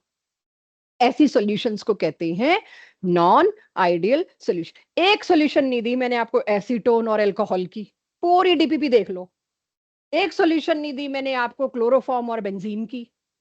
क्यों? सारी भरी पड़ी है नॉन आइडियल। गिनती की 5 या 6 सॉल्यूशन आइडियल है, उसी पे पूरी डीपीपी में क्वेश्चन है, क्योंकि मेरे को पता है बाकी जगह वो लगेगा ही नहीं। I can not give you wrong facts. So पहले 3 पॉइंट्स आ गए। अब मेरी क्लास का दिमाग मेरे को चलवाना है। राउल्स की गलती, उसके लिए मैं दोबारा आपसे बात कर रही हूँ। राउल्स क्या था? अब भी मैं वही शब्द बोलूंगी जो मैंने लास्ट क्लास में बोले।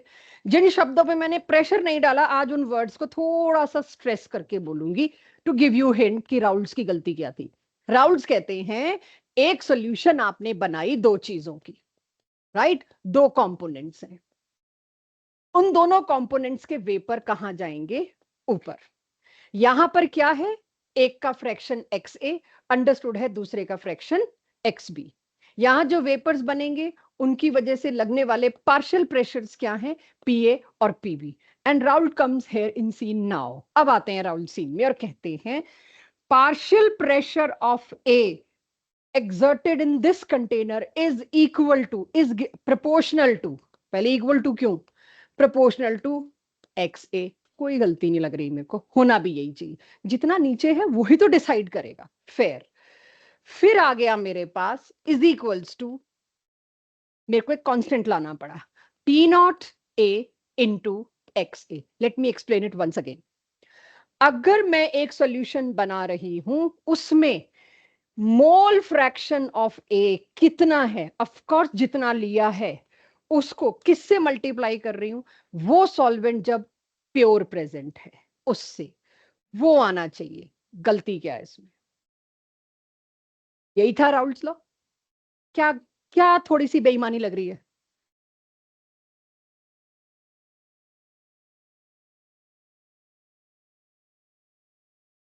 वो दिमाग मत लगाओ, वो छोड़ो। वो तो एक,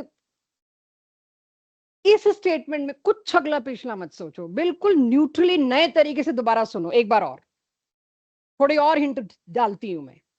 एक कंटेनर में जहां पर दो चीजें मिक्स्ड हैं, उसमें किसी एक कंपोनेंट की वजह से लगने वाले प्रेशर किसने कहा? किसी और कंटेनर में जब वो अकेला प्योर प्रेजेंट है, मजाक है? किसी और कंटेनर में वो अकेला प्योर प्रेजेंट है, वहां वाले प्रेशर को उठा के इससे मल्टीप्लाई कर रही हूं, तुम्हें लगा नहीं कुछ गड़बड़ है?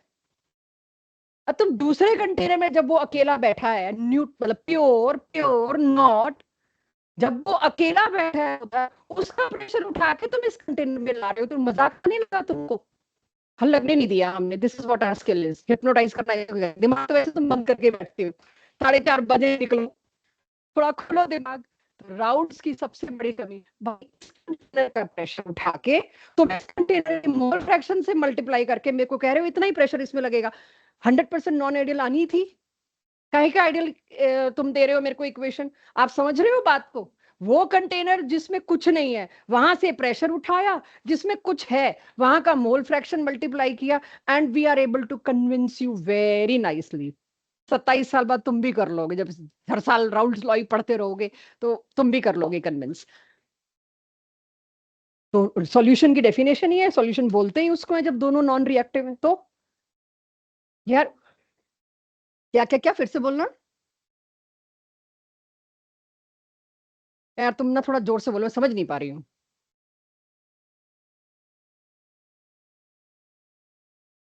रिएक्ट नहीं कर रही तो ही तो प्रेशर, मतलब वो चीज तभी तो जिंदा है, रिएक्ट कर गई तो कुछ और ही बन गया। तो मतलब क्या कहना है तुम्हारा, मतलब क्या? दो चीज जब रिएक्ट नहीं कर रही तभी तो वो सोल्यूशन है। जब चैप्टर का नाम सोल्यूशन है तो हर चीज ये मान के चल रही दोनों चीजें रिएक्ट नहीं कर रही। अब इसको नॉन वॉलेटाइल मत लेना इस डायग्राम को, इसको लो जी, रेड वाला है सोल्यूट और येलो वाला है सॉल्वेंट, और दोनों के बनने हैं यहाँ पे वेपर्स। ठीक है, ये क्या है, वो कंटेनर जिसमें सॉल्वेंट अकेला मौजूद है। एक और कंटेनर बना देती हूँ जिसमें लाल लाल गोले हैं जी, अकेला सोल्यूट मौजूद है। मैं आपसे क्या कह रही हूँ, राउल्स लॉ आपसे क्या कह रहा है, यहां पे लगने वाला pressure due to A is, यहां नीचे कितने मोल्स मौजूद हैं, ऑफ कोर्स वो तो होना भी चाहिए। मोल्स कितने हैं येलो के, एक्स ए। इस कंटेनर में जो प्रेशर है उसको तुम इससे मल्टीप्लाई करो तो यहां का प्रेशर मिलेगा। व्हाट इज दिस, प्योर के प्रेशर से तुम मल्टीप्लाई कर रहे हो, यहां कौन सा वो प्योर है? कोई ऐसा भी नहीं मैं कह रही कि बिल्कुल गलत था, कुछ सॉल्यूशन ने इसको फॉलो किया है, लेकिन इसमें कुछ तो लूप होल है। अब मुझे वो लूप होल बताइए, उसने क्या मिस की बात? वो ये भूल गए सोल्यूट और सॉल्वेंट आपस में भी तो कोई रिश्ता बना सकते हैं। सोल्यूट ने रोक लिया सॉल्वेंट को, नहीं जाओ, van der Waals forces. Solute ने कहा दो सॉल्वेंट के बीच दुश्मन बन के आ गया, यहां ये दोनों जुड़े बैठे थे, हमने जाना ही नहीं जी, हम तो प्योर हैं, हमारा वेपर ऊपर जाएगा ही नहीं। बीच में आ गया एक, तोड़ दी दोस्ती, दोनों ऊपर निकल गए। आप एक्सपेक्ट ये कर रहे हो, यहां कुछ और ही है। यानी अगर मेरे से पूछते हैं what is fault of Raoult's, he forgets to consider interactions between A and B. A और बी कोई स्ट्रॉन्ग फोर्स ले आए तो बी ने कहा बेटा तब तुम बैठ ही जाओ। ए अकेला अच्छा खासा उड़ रहा था, और जैसे ही बी बीच में है हाइड्रोजन बॉन्डिंग डाल दी, और हाइड्रोजन बॉन्डिंग डालते ही जो ए ऊपर वेपर मस्त बन रहे थे वो नीचे। ठीक है, तो सारा गड़बड़ होना था, तुम प्योर से जब उठाओगे तो गलती तो होगी। इसीलिए मैंने कहा था आज की क्लास कंसेप्चुअली थोड़ी हैवी है, थियोरेटिकल है। अगर इसको आपने मेरे को साल के एंड में रिपीट नहीं कराया तो आई विल बी हैप्पी, वरना बस डेविएशन करा दो, दोबारा फटाफट बोल दो जो उस दिन बोला था, हम उड़े लाएंगे। मैं साल में 4 बार मेरे को डेविएशन पढ़ाना पड़ता है, नवंबर ऑनवर्ड्स। एक बार डेविएशन फिर से बता दो बस, तो उसको अगर आप समझ लें तो मेरे लिए बहुत इजी हो जाएगा। तो अब इतने को नोट करिए, पर ये माजरा हुआ क्या क्या, कैसे हम इस बात को कॉन्फिडेंटली समझे, अब आज की क्लास इसी के ऊपर है। हुआ तो नीचे की लाइन है, इस पे भी हम थोड़ा डिटेल बात करेंगे, सिर्फ एक एक पेज पे सब कुछ आ जाए उसके लिए हम लिख रहे हैं। तो अब सबसे पहली चीज, let me start, what do I mean by non ideal solution. Non ideal solution का मतलब है जब राउल्ट से आने वाला प्रेशर इन माई कॉपी और लैब में जाके मिलने वाला pressure when they both do not match, तो उस सॉल्यूशन को मैं क्या बोलूंगी, नॉन आइडियल सॉल्यूशन। तो जरा नॉन आइडियल सॉल्यूशन की पहली, और इसको दोबारा समझते हैं एक्चुअली कि क्या मतलब है, इसको वो एक्चुअल समझोगे तब आगे का मेरा सारा काम आएगा। हर वो सोल्यूशन जो राउल्स लॉ ओबे नहीं करती वो नॉन आइडियल सोल्यूशन है। उसको ओबे ना करने का मतलब ये देखिए, ये मैंने लैब में जो बैरोमीटर लगा रखा था उससे एक वैल्यू लेके आई पीटी लैब में जाके, और फिर घर बैठ के हम अपनी कॉपी में क्या काम करते हैं, मैंने इतने मोल इसके डाले, इतने मोल इसके डाले, इनका प्योर का प्रेशर इतना है, मल्टीप्लाई किया, सब कुछ किया जो इतनी देर से आप कर रहे हो। इस इक्वेशन का आरएचएस मैंने कहां से लिया, राउल्ट से। I was expecting this to be total pressure. और ये एलएचएस कहां से लिया मैंने लिया लैब में जाके करके, दोनों मैच कर गए तो आइडियल। और तभी मैंने इसके नीचे लिखा है एक्सपेरिमेंटल। जब दोनों मैच नहीं किए, मतलब क्या है, दोनों साइड मैच नहीं करी, मतलब एक्सपेक्टेड जो था वो एक्चुअल से मैच नहीं किया, ये सॉल्यूशन राउल्स लॉ ओबे करती ही नहीं है। ये कौन सी सॉल्यूशन कहलाएगी, नॉन आइडियल। और ये क्यों नहीं कर रही, पक्का दोनों के जो तुमने प्रेशर निकाले राउल्ट लॉ से वो गलत निकले। यानी इसका मतलब ये हुआ, ना तो पीए वो आया होगा जो आप निकाले बैठे हो कॉपी में, ना पीबी वो आया होगा जो आप निकाले बैठे हो कॉपी में। तो राउल्ट्स लॉ ओबे होने का मतलब, ना ओबे होने का मतलब ये भी है, ये भी है, और ये भी है। ये कोई लिखने की जरूरत नहीं, ये सिर्फ आपके दिमाग में घुसा रही हूं, ये कोई नहीं लिखता, ये ऐसी चीज नहीं है जो कभी आपको लिखनी भी पड़े। द टॉपिक ही पूरा ये है भाई, राउल्ट से जो प्रेशर आया और लैब से जो प्रेशर आया वो दोनों मैच नहीं किए। क्यों मैच नहीं किए पहले, तो वो भी बात करेंगे। फर्क कितना आया, क्या वो फर्क इतना है जिसकी वजह से मैं राउल्ट्स की इक्वेशन को ही खराब कर दूं, या थोड़ा सा है, या कभी तो मैच किया होगा, कुछ देर के लिए किया होगा। ये सारे सवाल पहले आएंगे, फिर सोचेंगे राउल्ट्स को करेक्ट करना है कि नहीं। पहले मेरे को डेविएशन का मतलब समझना है। तो उसके लिए अब आपको एक एक शब्द नोट करना होगा, समझने के बाद, समझने से पहले नहीं। उसके बाद मेरे पास आती है बात डेविएशन। राउल्ट से बिहेवियर डेविएट हो गया, राउल्ट्स ने जो डिसाइड किया, एक्सपेक्ट किया, उससे बिहेवियर डेविएट हो गया। इसको पूरा समझेंगे फिर नोट करेंगे, क्योंकि कुछ चीजें मैं लिखूंगी, आपको स्पेस चाहिए होगा। अगर सॉल्यूशन बनाने पर enthalpy of mixing is more than zero, more than zero का मतलब क्या होता है, पॉजिटिव, और लेस देन जीरो का मतलब क्या होता है, नेगेटिव। यहां मैंने क्या लगाया है, जीरो से बड़ा। अगर जीरो से बड़ा है, पॉजिटिव है, मतलब ये हीट मांग रहा है, आसपास से ले लेगा हीट। जब आसपास से ले लेगा तो टेस्ट ट्यूब बाहर से ठंडी हो जाएगी, कि टेस्ट ट्यूब के बाहर के एटमॉस्फेयर से इसने हीट कंज्यूम कर ली, तो ये ठंडी हो जाएगी। So delta H mixing zero से बड़ा, डेल्टा वी मिक्सिंग जीरो से बड़ा। यानी वॉल्यूम आप 9 ml सोच रहे थे, एक्चुअली 9.01 ml आया, तो थोड़ा सा बढ़ गया। तो ये नॉन आइडियल सॉल्यूशन को ढूंढने का एक तरीका है, लेकिन असली बात तो ये है, आप जो एक्सपेक्ट कर रहे थे, दिस इज एक्सपेक्टेड। आप जो राउल्ट से एक्सपेक्ट कर रहे थे, एक्सपेक्टेड का कहीं एक्सपेरिमेंटल ना ले ले, वो मेरे लिए दिक्कत हो जाएगी। तो लेट मी क्लियरली राइट, आप जो राउल्ट से एक्सपेक्ट कर रहे थे कॉपी में, और जो लैब में जाके आपको मिला, उन दोनों में क्या फर्क आया, लैब वाला प्रेशर थोड़ा सा ज्यादा आया, लैब वाला प्रेशर थोड़ा सा ज्यादा आया, ए का भी और बी का भी, तभी दोनों का टोटल भी क्या आया, ज्यादा आया। तो अगर एक्सपेक्टेड से ज्यादा बने वेपर्स, इसका मतलब, प्लीज इसको मेरे साथ कनेक्टेड रहना, मेरे को काफी देर लग जाएगी दोबारा कराने में। जब प्रेशर मेरा उम्मीद से ज्यादा था, मतलब कौन सा प्रेशर, वेपर प्रेशर, तो मैंने उम्मीद ही नहीं की थी राहुल से कि इसका वेपर प्रेशर इतना ज्यादा होगा, ये तो ज्यादा आ गया, पॉजिटिव हो गया।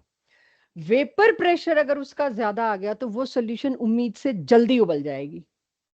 अब क्यों भाई, ये क्या बोल दिया आपने, बॉइलिंग क्या होती है, वंस अगेन, बॉइलिंग पॉइंट क्या होता है, एटमॉस्फेरिक प्रेशर के, नैतिक, एटमॉस्फेरिक प्रेशर के बराबर अगर किसी सॉल्यूशन का वेपर प्रेशर हो। ये मेरा हाथ सॉल्यूशन का वेपर प्रेशर, ये एनसीईआरटी का सबसे डिफिकल्ट हिस्सा पढ़ा रही हूं। ये मेरा वेपर प्रेशर किसका, सॉल्यूशन का, इसको मेरे को उबालना है, बॉईल करना है। बॉईल कब होगा, जब हीट करती जाऊंगी करती जाऊंगी करती जाऊंगी, इसके बराबर पहुंचा दूंगी, आ गया बॉइलिंग पॉइंट। अब इस सॉल्यूशन का प्रेशर एक्सपेक्ट कर रखा था राउल्ट से इतना, लेकिन एक्चुअली में कितना हो गया, बढ़ गया, पॉजिटिव डेविएशन, जल्दी बॉयल हो जाएगा। पहले उसको बॉयल होने में इतनी दूरी तय करनी थी वेपर को, अब उसको बॉयल होने में कितनी करनी है, पहले से ही तो वो बढ़ा हुआ है, वो डेविएट हुआ हुआ सॉल्यूशन है, उसका प्रेशर पहले से ही ज्यादा है, आपको पता नहीं है, वो जल्दी बॉयल हो जाएगा। तो जहां पर आपको पॉजिटिव डेविएशन मिल रही है, मतलब वो सॉल्यूशन का वेपर प्रेशर पॉजिटिव बढ़ा हुआ है, वो आपकी उम्मीद के मुकाबले पॉजिटिव बढ़ा हुआ है, वो आपकी एक्सपेक्टेशन से जल्दी बॉयल करेगा। ऐसी सॉल्यूशन को मैं क्या बोलती हूं, उस सॉल्यूशन का पक्का बॉइलिंग पॉइंट उम्मीद से थोड़ा सा कम होगा, वो जल्दी बॉयल करेगा, वो जल्दी बॉयल करेगा। सो ऐसी सॉल्यूशन जिनमें पॉजिटिव डेविएशन होता है, उनके अक्सर बॉइलिंग पॉइंट कम होते हैं। 2 मिनट लगेंगे ज्योति, ठीक है। सो अब मेरे पास ये ग्राफ है राउल्ट्स का। इस ग्राफ को अगर मैं देखती हूं, ये तो आइडियल सॉल्यूशन का था, रिमेंबर। और अगर आप लोग मुझे बता सको, ये लाइन किसकी थी तब, टोटल प्रेशर। लेकिन अब क्या हुआ, पीए वो नहीं आया जो मैं एक्सपेक्ट कर रही थी, पीबी वो नहीं आया जो मैं एक्सपेक्ट कर रही थी, पीटी भी वो नहीं आया जो मैं एक्सपेक्ट कर रही थी। भाई की गल है, जाओ ज्योति, पहले तुम एक आके खड़ी हो जाओ, फिर एक इधर खड़ी हो जाओ, तो मेरे को लगे मेरी कहीं जरूरत पड़ रही है, बस तो फिर मैं तो दोनों साइड मेरे सेनापति खड़े हो गए हैं जी। सो अब अगर आपके पास एक्चुअल आइडियल वाला प्रेशर मुझे जो मिला, मेरे को वो ड्रॉ करना है, एक्सपेक्टेड से ज्यादा मिला बच्चों। यहां पर ए प्योर है, वो तो नहीं कभी बदलता, प्योर। तो शुरुआत तो ग्राफ की यहीं से होगी ज्यादा। इसी तरह से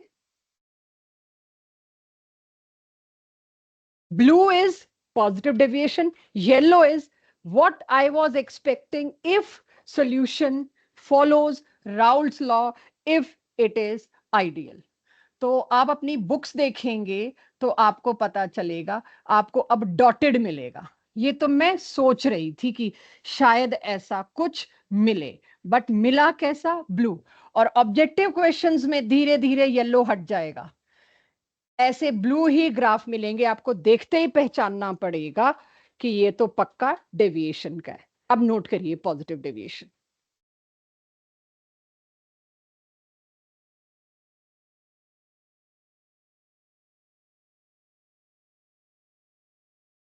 बस वही आगे अब यही करना है कि आखिर ये हो कैसे सकता है। वॉल्यूम भी और ये भी,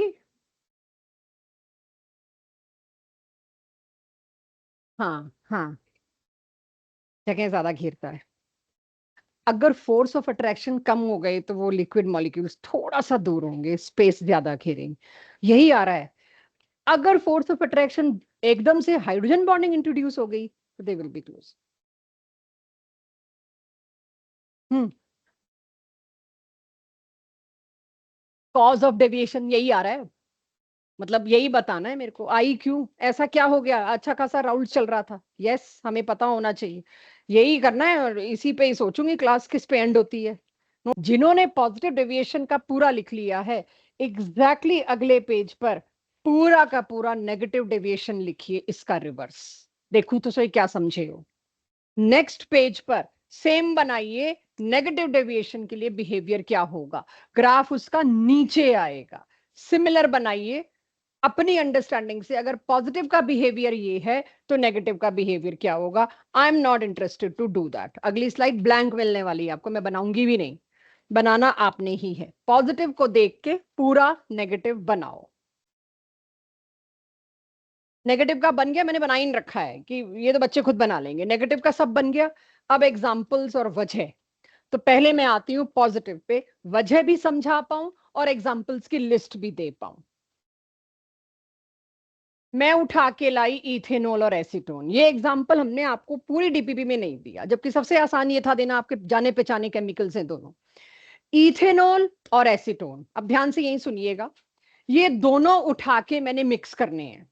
लेकिन अगर मैं राउल्ट्स की बात मानती हूं तो मैं क्या करती हूं, इथेनॉल का प्रेशर इन सॉल्यूशन कैसे निकालती, प्योर में अकेले में ये क्या था, इनटू इसका मोल फ्रैक्शन। अब प्योर में जी ये था। इथेनॉल में लास्ट क्लास जब कुछ आप लाइट नहीं थी, कुछ ही बच्चे थे यहाँ पे, उनके साथ मैंने वेंडरवॉल फोर्सेस डिस्कस किए थे लास्ट ईयर। जो केमिकल बॉन्डिंग में हाइड्रोजन बॉन्डिंग वाला पार्ट था, उसमें हमने बात करी जिनमें हाइड्रोजन बॉन्डिंग होती है, यानी very strong Van der Waals force. Strongest intermolecular force क्या होता है? Hydrogen bonding. इथेनॉल के कंटेनर में, इथेनॉल के दो मॉलिक्यूल्स में है हाइड्रोजन बॉन्डिंग। ये प्योर प्रेजेंट है सपोज 25 डिग्री सेंटीग्रेड, इसके बहुत कम वेपर्स बनेंगे। क्यों? It is very less volatile. क्यों भाई?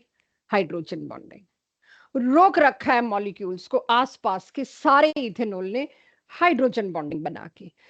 जैसे ही इसको मैंने किसके साथ मिक्स किया, एसीटोन, तो उस वक्त क्या होगा, ये येलो वाले मॉलिक्यूल्स तो आ गए किसके, अल्कोहल के, इथेनॉल के, और ब्लू वाले मॉलिक्यूल्स आ गए एसीटोन के। No hydrogen bonding at all. अब हाइड्रोजन बॉन्डिंग है ही नहीं। अब हाइड्रोजन बॉन्डिंग के बजाय डायपोल डायपोल आ गया, which is very weak as compare to hydrogen bonding. अब तो जितने सारे उड़ेंगे। अगर ये प्योर था तो इसके तीन नहीं उड़ के ऊपर आ पा रहे थे येलो वाले, और जब एसीटोन था तो तीनों उड़ लिए ऊपर, बांधने वाला कोई बचा ही नहीं। क्योंकि मिक्सचर का मतलब क्या होता है? होमोजीनियस। ए के सामने अब ए नहीं है, A B A B A B A B, mixture का मतलब ये है। ए के सामने अब बी है, बी के सामने ए है, एंड सो ऑन। अब हाइड्रोजन बॉन्डिंग बची नहीं। रूम टेम्परेचर 25 डिग्री पे इसको रोकना ही मुश्किल हो गया। तो तुम क्या कह रहे थे, राहुल से मैं पूछती हूं, तुम ये कह रहे थे कि अल्कोहल इसमें कितना है, XA, और जब ये अकेला प्रेजेंट था तो इसकी वजह से 25 डिग्री पे लगने वाला प्रेशर कितना था, उससे मल्टीप्लाई कर दो। तुमने इस एक्सपेक्टेशन से ये निकालने की कोशिश करी। Rahul got one major thing, how A and B will interact with each other. वो ये बात ही भूल गए कि A और B क्या पता कुछ ऐसी इंटरेक्शन करे जो वहां नहीं है, या क्या पता वो इंटरेक्शन ही ना करे जो वहां है। वहां आप होप कर रहे थे, होप क्या कर रहे थे, हाइड्रोजन बॉन्डिंग थी, वहां P0A हाइड्रोजन बॉन्डिंग की वजह से बना, यहाँ PA बिना हाइड्रोजन बॉन्डिंग के बना। ज्यादा तो फिर होगा ना, ठीक ठाक ज्यादा होगा। हाइड्रोजन बॉन्डिंग नहीं है, डाइपोल डाइपोल फोर्स आ गया तो वो तो बहुत वीक है, तो अपने आप प्रेशर उछलना ही था, तो वही हुआ। सो अगर आप मेरे से पूछें, मेरे को वन मार्कर क्वेश्चन आता है, व्हाट इज द कॉज, वो लिखेंगे हम तसल्ली से, अगली क्लास में कंटिन्यू होगा ही होगा। लेकिन एटलीस्ट अब आपके पास जब तक ये ब्लू पिंक कलर वाली बात नहीं है, तब तक आप किसी क्वेश्चन का यहां आंसर नहीं दे सकते। क्या इथेनॉल अकेला, एसीटोन अकेला? इथेनॉल में है very strong hydrogen bonding, acetone में वीक डाइपोल डाइपोल। ढक्कन खोल दो एसीटोन का, नेल पेंट रिमूवर का, आधे घंटे बाद बचेगा कुछ नहीं उसके अंदर। कितना कितना उसके वेपर्स उछलने को तैयार हो गए, बाहर इवेपोरेट होने को तैयार हो गए, कितना वीक हो गया इसके आगे। और जब मैंने दोनों को कर दिया मिक्स, तो क्या हुआ, इथेनॉल एसीटोन इथेनॉल, ए के सामने बी, बी के सामने ए, ये आए। अब हाइड्रोजन बॉन्डिंग गायब, खत्म, डेड, है ही नहीं हाइड्रोजन बॉन्डिंग। तो एसीटोन तो उसी स्पीड से उड़ेगा जिस स्पीड से उड़ रहा था पहले, कुछ ज्यादा भी हो सकता है, वो अलग बात है। लेकिन ओवरऑल नेट फायदा क्या हुआ या नेट नुकसान क्या हुआ, overall net hydrogen bonding lost, ethanol के मॉलिक्यूल्स एक्सपेक्टेड से ज्यादा बहुत ज्यादा बढ़ गए। ज्यादा बढ़ने की वजह से क्या हुआ, वेपर प्रेशर जो मैं मान के चल रही थी, वो वेपर प्रेशर बढ़ा हुआ मिला। अंडरस्टूड? तो ये मेरे पास है एक केस, दूसरा केस भी समझेंगे उसके बाद लिखेंगे, क्योंकि very confusing things when we किसी भी तरह से we get into its depth. कुछ एक फोर्स की मेरे से गलती हो जाती है, वो गलती मैं यहां कराना चाह रही हूं या करना चाह रही हूं। सेकंड एग्जांपल देखिए, कार्बन डाइसल्फाइड और एसीटोन। अब कार्बन डाइसल्फाइड में ऐसे ही नहीं आपके ऊपर थोपती, लिख के दिखाती हूं क्या होता है। CS2 मतलब कार्बन डाइऑक्साइड जैसा ही तो है, इट इज नॉन पोलर। दो नॉन पोलर के बीच क्या फोर्सेस होते हैं, डिस्पर्शन फोर्सेस, वेरी वीक। तो इसमें तो सबसे ही कमजोर फोर्स थे डिस्पर्शन फोर्स। दो एसीटोन के बीच में क्या होते हैं, एक डाइपोल के आगे दूसरा डाइपोल। लास्ट क्लास में ज्यादातर न्यू स्टूडेंट्स रुके थे और उन्होंने मेरे से समझा था, और बाकी आप लोग करके आ चुके हो 11th की केमिकल बॉन्डिंग के बाद। मैंने वेंडरवॉल फोर्सेस का जो लेक्चर लिया था। अब यहां पर एक non polar polar, non polar polar, तो क्या होगा, ये डाइपोल जबरदस्ती इसमें डाइपोल इंड्यूस करेगा। इंड्यूस डाइपोल हमेशा कमजोर होगा, टेम्परेरी सा होगा। तो ये फोर्सेस उनसे वीक हो गए, इनसे वीक हुए ये फोर्सेस। वीक हुए तो क्या हुआ, उड़ गए। उड़ गए तो क्या हुआ, ये मिला मेरे को कर्व, मिलना ये चाहिए था, कर्व ये मिला, तो रिजल्ट आपका डेविएट होके आ गया। इसी को कहते हैं पॉजिटिव डेविएशन। अब जेई और नीट के क्वेश्चन और बोर्ड के क्वेश्चन लगभग सिमिलर है इसमें। इन चार में से किस में पॉजिटिव डेविएशन, इन चार में से किस में नेगेटिव डेविएशन? ये सबसे खराब क्वेश्चन है, आपको रटना पड़ेगा। उस वक्त ये सोचने लग गए तो फिर वही होना है। आपको तो ये भी नहीं याद आना हाइड्रोजन बॉन्डिंग होती क्या है, उसे तो प्रेशर में है। याद होंगे तो आपको ये पता है कि क्लास में सुना था इसमें पॉजिटिव होता है, ढूंढ तो मैं लूंगी क्यों पॉजिटिव होता है। आंसर आपको पता है तो लॉजिक ढूंढ लोगे, लॉजिक ढूंढ के आंसर पे पहुंचना, yes you can be correct, but chances हैं you can be incorrect also. और एग्जाम के लिए तो एक ही फिलॉसफी चलती है, सिर्फ एक चलती है हर एक के साथ, if anything wrong can happen, it will happen. ये तो होगा, ये तो आप उस वक्त ऐसी वाइब्स भी लेके ऐसी जाते हो कि हम तो गलती ही करने जा रहे हैं, तो आपसे होगी होगी गलती। तो पहले ये बताइए, कॉन्सेप्ट क्लियर हुआ, क्रैमिंग की बात बाद में, कि बाद वाले फोर्सेस अगर वीक हो गए पहले वाले फोर्सेस से, तो आपको पॉजिटिव डेविएशन मिलेगी। अब ये स्लाइड नोट करिए। ज्योति मैम एक बार ऑब्जेक्टिव टेस्ट की भी झलक दिखा दो, आए पड़े हैं प्रिंट, इसे नोट करिए। Very very important. ये दोनों एग्जांपल एनसीईआरटी में दिए हैं। अगली स्लाइड पे वो एग्जांपल है जो एनसीईआरटी में नहीं दिए लेकिन बोर्ड वाले पूछ रहे हैं, इस साल पूछा है। वो 4 एग्जांपल भी पूछ लिए हैं, जिनमें से 2 थे एनसीईआरटी में, 2 बाहर के थे, बोर्ड के पेपर में आए हैं। दिल्ली में, दिल्ली का जो बोर्ड पेपर आया तो दिल्ली वालों को तो फिर दिया है, तो हमें मैंने अच्छा सब्जेक्टिव तो तुम मेरे को पहले दे गए हो। हाँ मेरे को ऑब्जेक्टिव चाहिए, राइट, ये तो मैंने देख लिया था।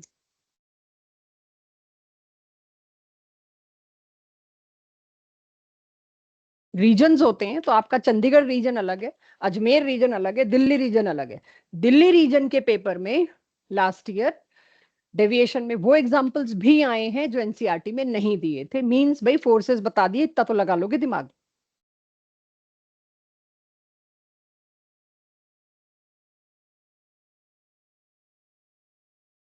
और इसमें जितनी प्रैक्टिस करते जाओगे ना उतना आता जाएगा। तीसरा एग्जांपल भी लिख लेना, एसीटोन और एनहेप्टेन। ये भी वही है, एनहेप्टेन में भी लंडन फोर्सेस, एसीटोन में डाइपोल डाइपोल, CS2 और एसीटोन जैसा ही है, एनहेप्टेन और एसीटोन। आ गए तीनों एग्जाम्पल सबके पास। और अब आपको जिसको भी क्यूरियोसिटी थी कि ऐसा हुआ ही क्यों, वो समझ आ गई। कितनी बड़ी बात राउल्ट से मिस हुई कि दो चीजें जब मिक्स हो रही हैं वो प्योर की तरह थोड़ी बिहेव कर रही हैं। प्रेशर प्योर का कैसे डाल सकते हो when they are not pure. सबसे बड़ी गलती यही थी। और अगर आपसे 1 मार्कर में पूछते हैं व्हाट वाज राउल्ट्स फॉल्ट, तो राउल्ट्स का एक ही फॉल्ट था, he forgot to consider interactions between A and B, solute and solvent। वो भी आपस में इंटरेक्ट करके कुछ नया कर सकते हैं, भूल गए हम।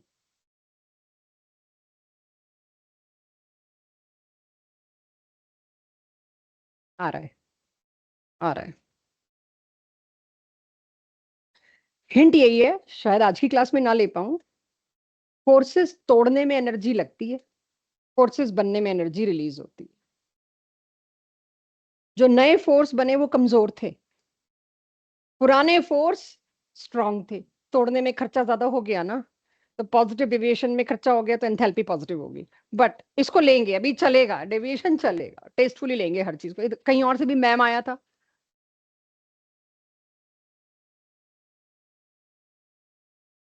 नहीं नहीं, दोनों पोलर है बेटा, इथेनॉल भी पोलर है और एसीटोन भी पोलर है।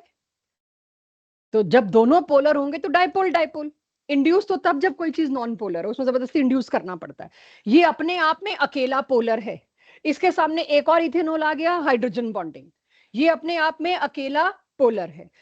और इसके पास हाइड्रोजन बॉन्डिंग का स्कोप नहीं है, इसलिए इथेनॉल इसको ऑफर नहीं कर पाया हाइड्रोजन बॉन्डिंग। वरना इसमें भी कह दो हाइड्रोजन बॉन्डिंग हो सकती थी। दो इथेनॉल में हाइड्रोजन बॉन्डिंग हो गई, बीच में कौन आ गया, एक दुश्मन एसीटोन, कि तुम दोनों को ना आपस में हाइड्रोजन बॉन्डिंग करने दूंगा ना मेरे पास है ऑप्शन। तो हो जाओ वीक, हो गए वीक। ठीक है, फोर्सेस वीक हो गए। हाँ जी, आ रहे हैं धीरे धीरे। और यहाँ पे जैसे एंथैल्पी पूछी, मैंने छोटी सी हिंट दी, इसको सबके साथ करेंगे टेस्टफुली, अभी तो सारे करने हैं। अभी तो डेविएशन चल रहा है, अगली क्लास भी आधी इसी पे जाएगी। तो स्लो स्लो सब लेके आऊंगी। मुझे लगता है आप खुद ही पकड़ लोगे जैसे जैसे आगे मेरे एग्जाम्पल्स आते जाएंगे।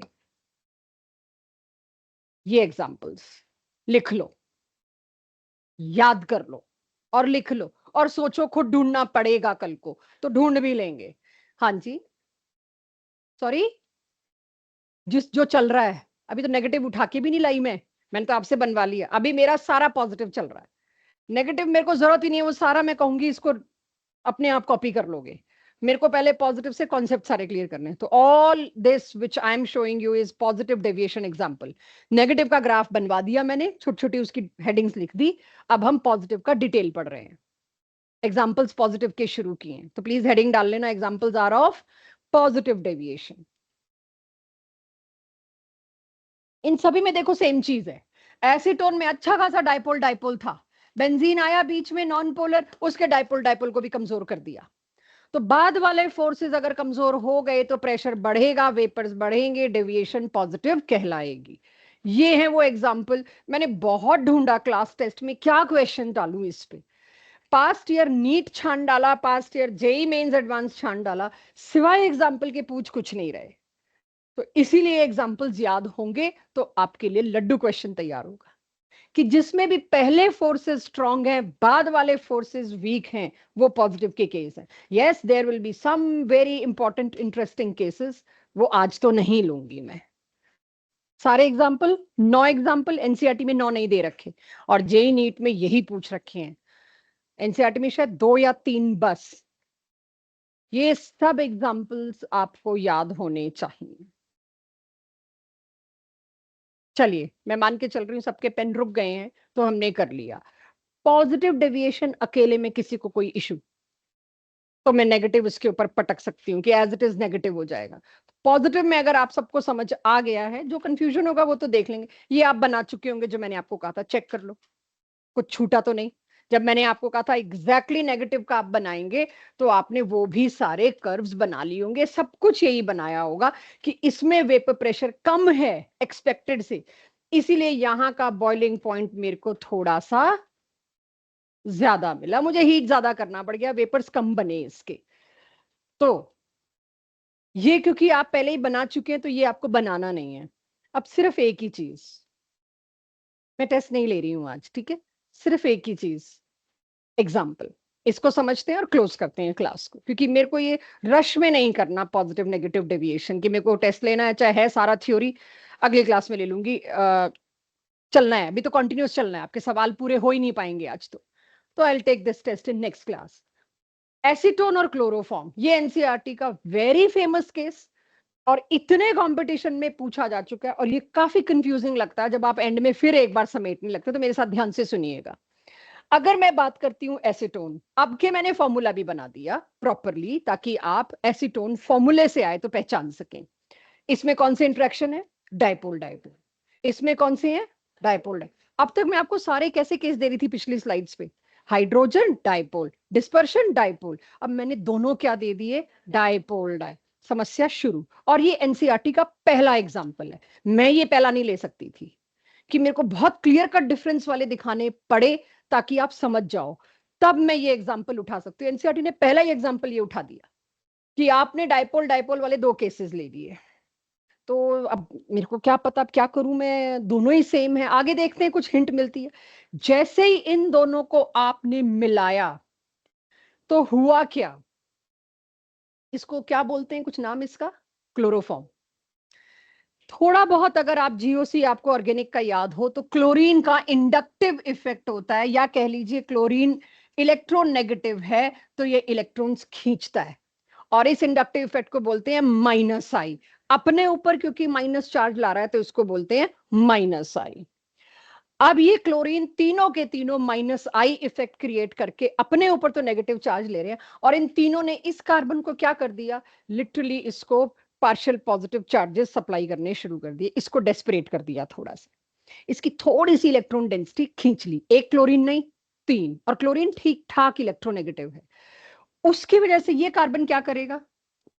इस कार्बन के साथ फॉर्चुनेटली एक ऐसा एटम जुड़ा है जो happy to leave as H positive है।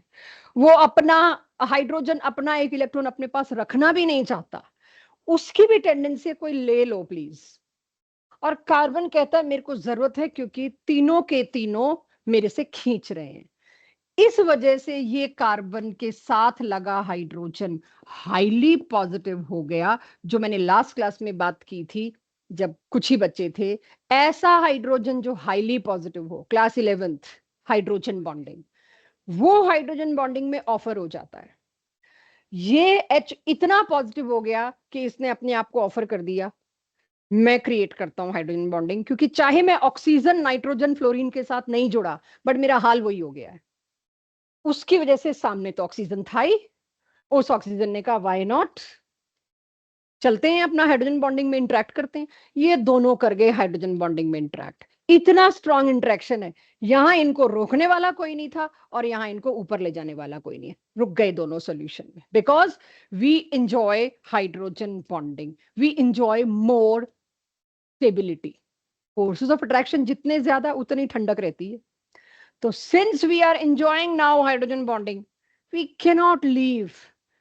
वाई? बिकॉज आपके पास इतना टेम्परेचर ही नहीं है, आप हमारे बॉन्ड को तोड़े, आपको मेहनत करनी पड़ेगी। हम टेम्परेचर तो बढ़ा नहीं रहे, टेम्परेचर तो फिक्स किया हुआ है, रूम टेम्परेचर या जो भी।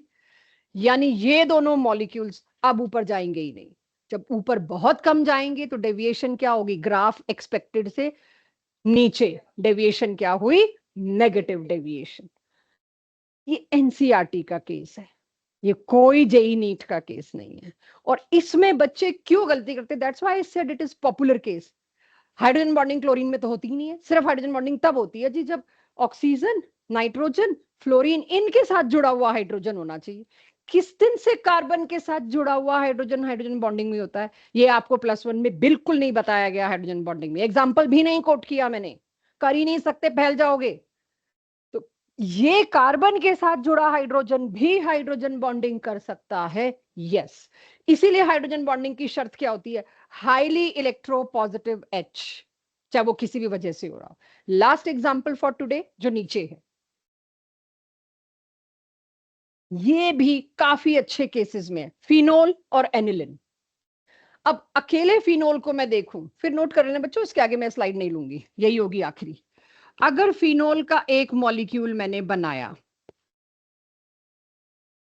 एंगल ये रहा, इसके सामने एक और फिनोल आएगा और उसका भी हाइड्रोजन बॉन्डिंग होगी, इसमें भी हाइड्रोजन बॉन्डिंग और इसमें भी हाइड्रोजन बॉन्डिंग। अब केस मैंने दोनों तुमको हाइड्रोजन बॉन्डिंग के पकड़ा दिए, पहले एनिलिन और phenol, phenol phenol good hydrogen bonding, aniline aniline. अब हाइड्रोजन बॉन्डिंग में भी हम क्या बात करते हैं, मैग्नीट्यूड। ऑक्सीजन और H के बीच की हाइड्रोजन बॉन्डिंग काफी स्ट्रॉन्ग, नाइट्रोजन और हाइड्रोजन के बीच की हाइड्रोजन बॉन्डिंग कम, क्योंकि नाइट्रोजन कम इलेक्ट्रोनेगेटिव है, और सबसे ज्यादा स्ट्रॉन्ग H और F के बीच की। अब इन दोनों में फिनोल और एनिलिन जब अकेले अकेले प्योर मौजूद हैं, अकेले अकेले, फिनोल के कंटेनर में हाइड्रोजन बॉन्डिंग अलग लग रही है, एनिलिन के कंटेनर में हाइड्रोजन बॉन्डिंग अलग लग रही है। ये नीट का आया हुआ एग्जांपल है, बहुत बच्चों को दिक्कत आई थी इसमें 3-4 साल पहले ही। फिनोल की अच्छी हाइड्रोजन बॉन्डिंग, नीट इसकी थोड़ी सी वीक। अब थोड़ी सी वीक है, बाद में क्या होगा, एनी गेस? दोनों जब मिल जाएंगे तो भी हाइड्रोजन बॉन्डिंग है। तीनों केसेस हाइड्रोजन बॉन्डिंग के, और मेरे को कितना स्पेसिफिक होना पड़ेगा सही आंसर पे जाने के लिए, एनी गेस?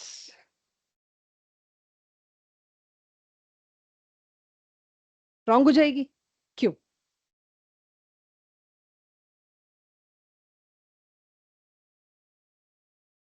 अब आपको एक ही बात याद रखनी, केस नेगेटिव का है।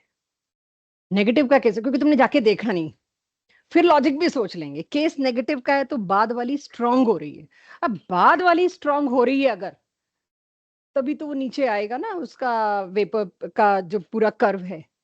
तो आप इसको क्या बोलोगे, स्ट्रांग। क्यों भाई स्ट्रांग क्यों बोलोगे? चेक, ये इसी पे अगर कल को आप डाउट पूछेंगे तो इसी पे पूछेंगे। एनिलिन की वीक क्यों थी, अकेले कंटेनर, अकेले एनिलिन की, इसका एन उतना इलेक्ट्रो नेगेटिव नहीं था कि ये अपने ही एच को ढंग से खींच पाए दूसरे एनिलिन के मॉलिक्यूल से। अब एनिलिन के एच के मॉलिक्यूल को दूसरे एनिलिन का एन नहीं खींच रहा, दूसरे मॉलिक्यूल का ओ खींच रहा है। तो वीक को रिप्लेस करने कौन आ गया, स्ट्रॉन्ग हाइड्रोजन बॉन्ड। इस स्ट्रॉन्ग हाइड्रोजन बॉन्ड की वजह से एनिलिन और फिनोल लेस वॉलेटाइल हुए, दोनों मिलके स्ट्रॉन्ग हाइड्रोजन बॉन्डिंग एंजॉय की, ऊपर कम गए, एक्सपेक्टेड वेपर प्रेशर कम हो गया, hence it is part of negative deviation. इसी स्लाइड से मैं अगली क्लास शुरू करूंगी।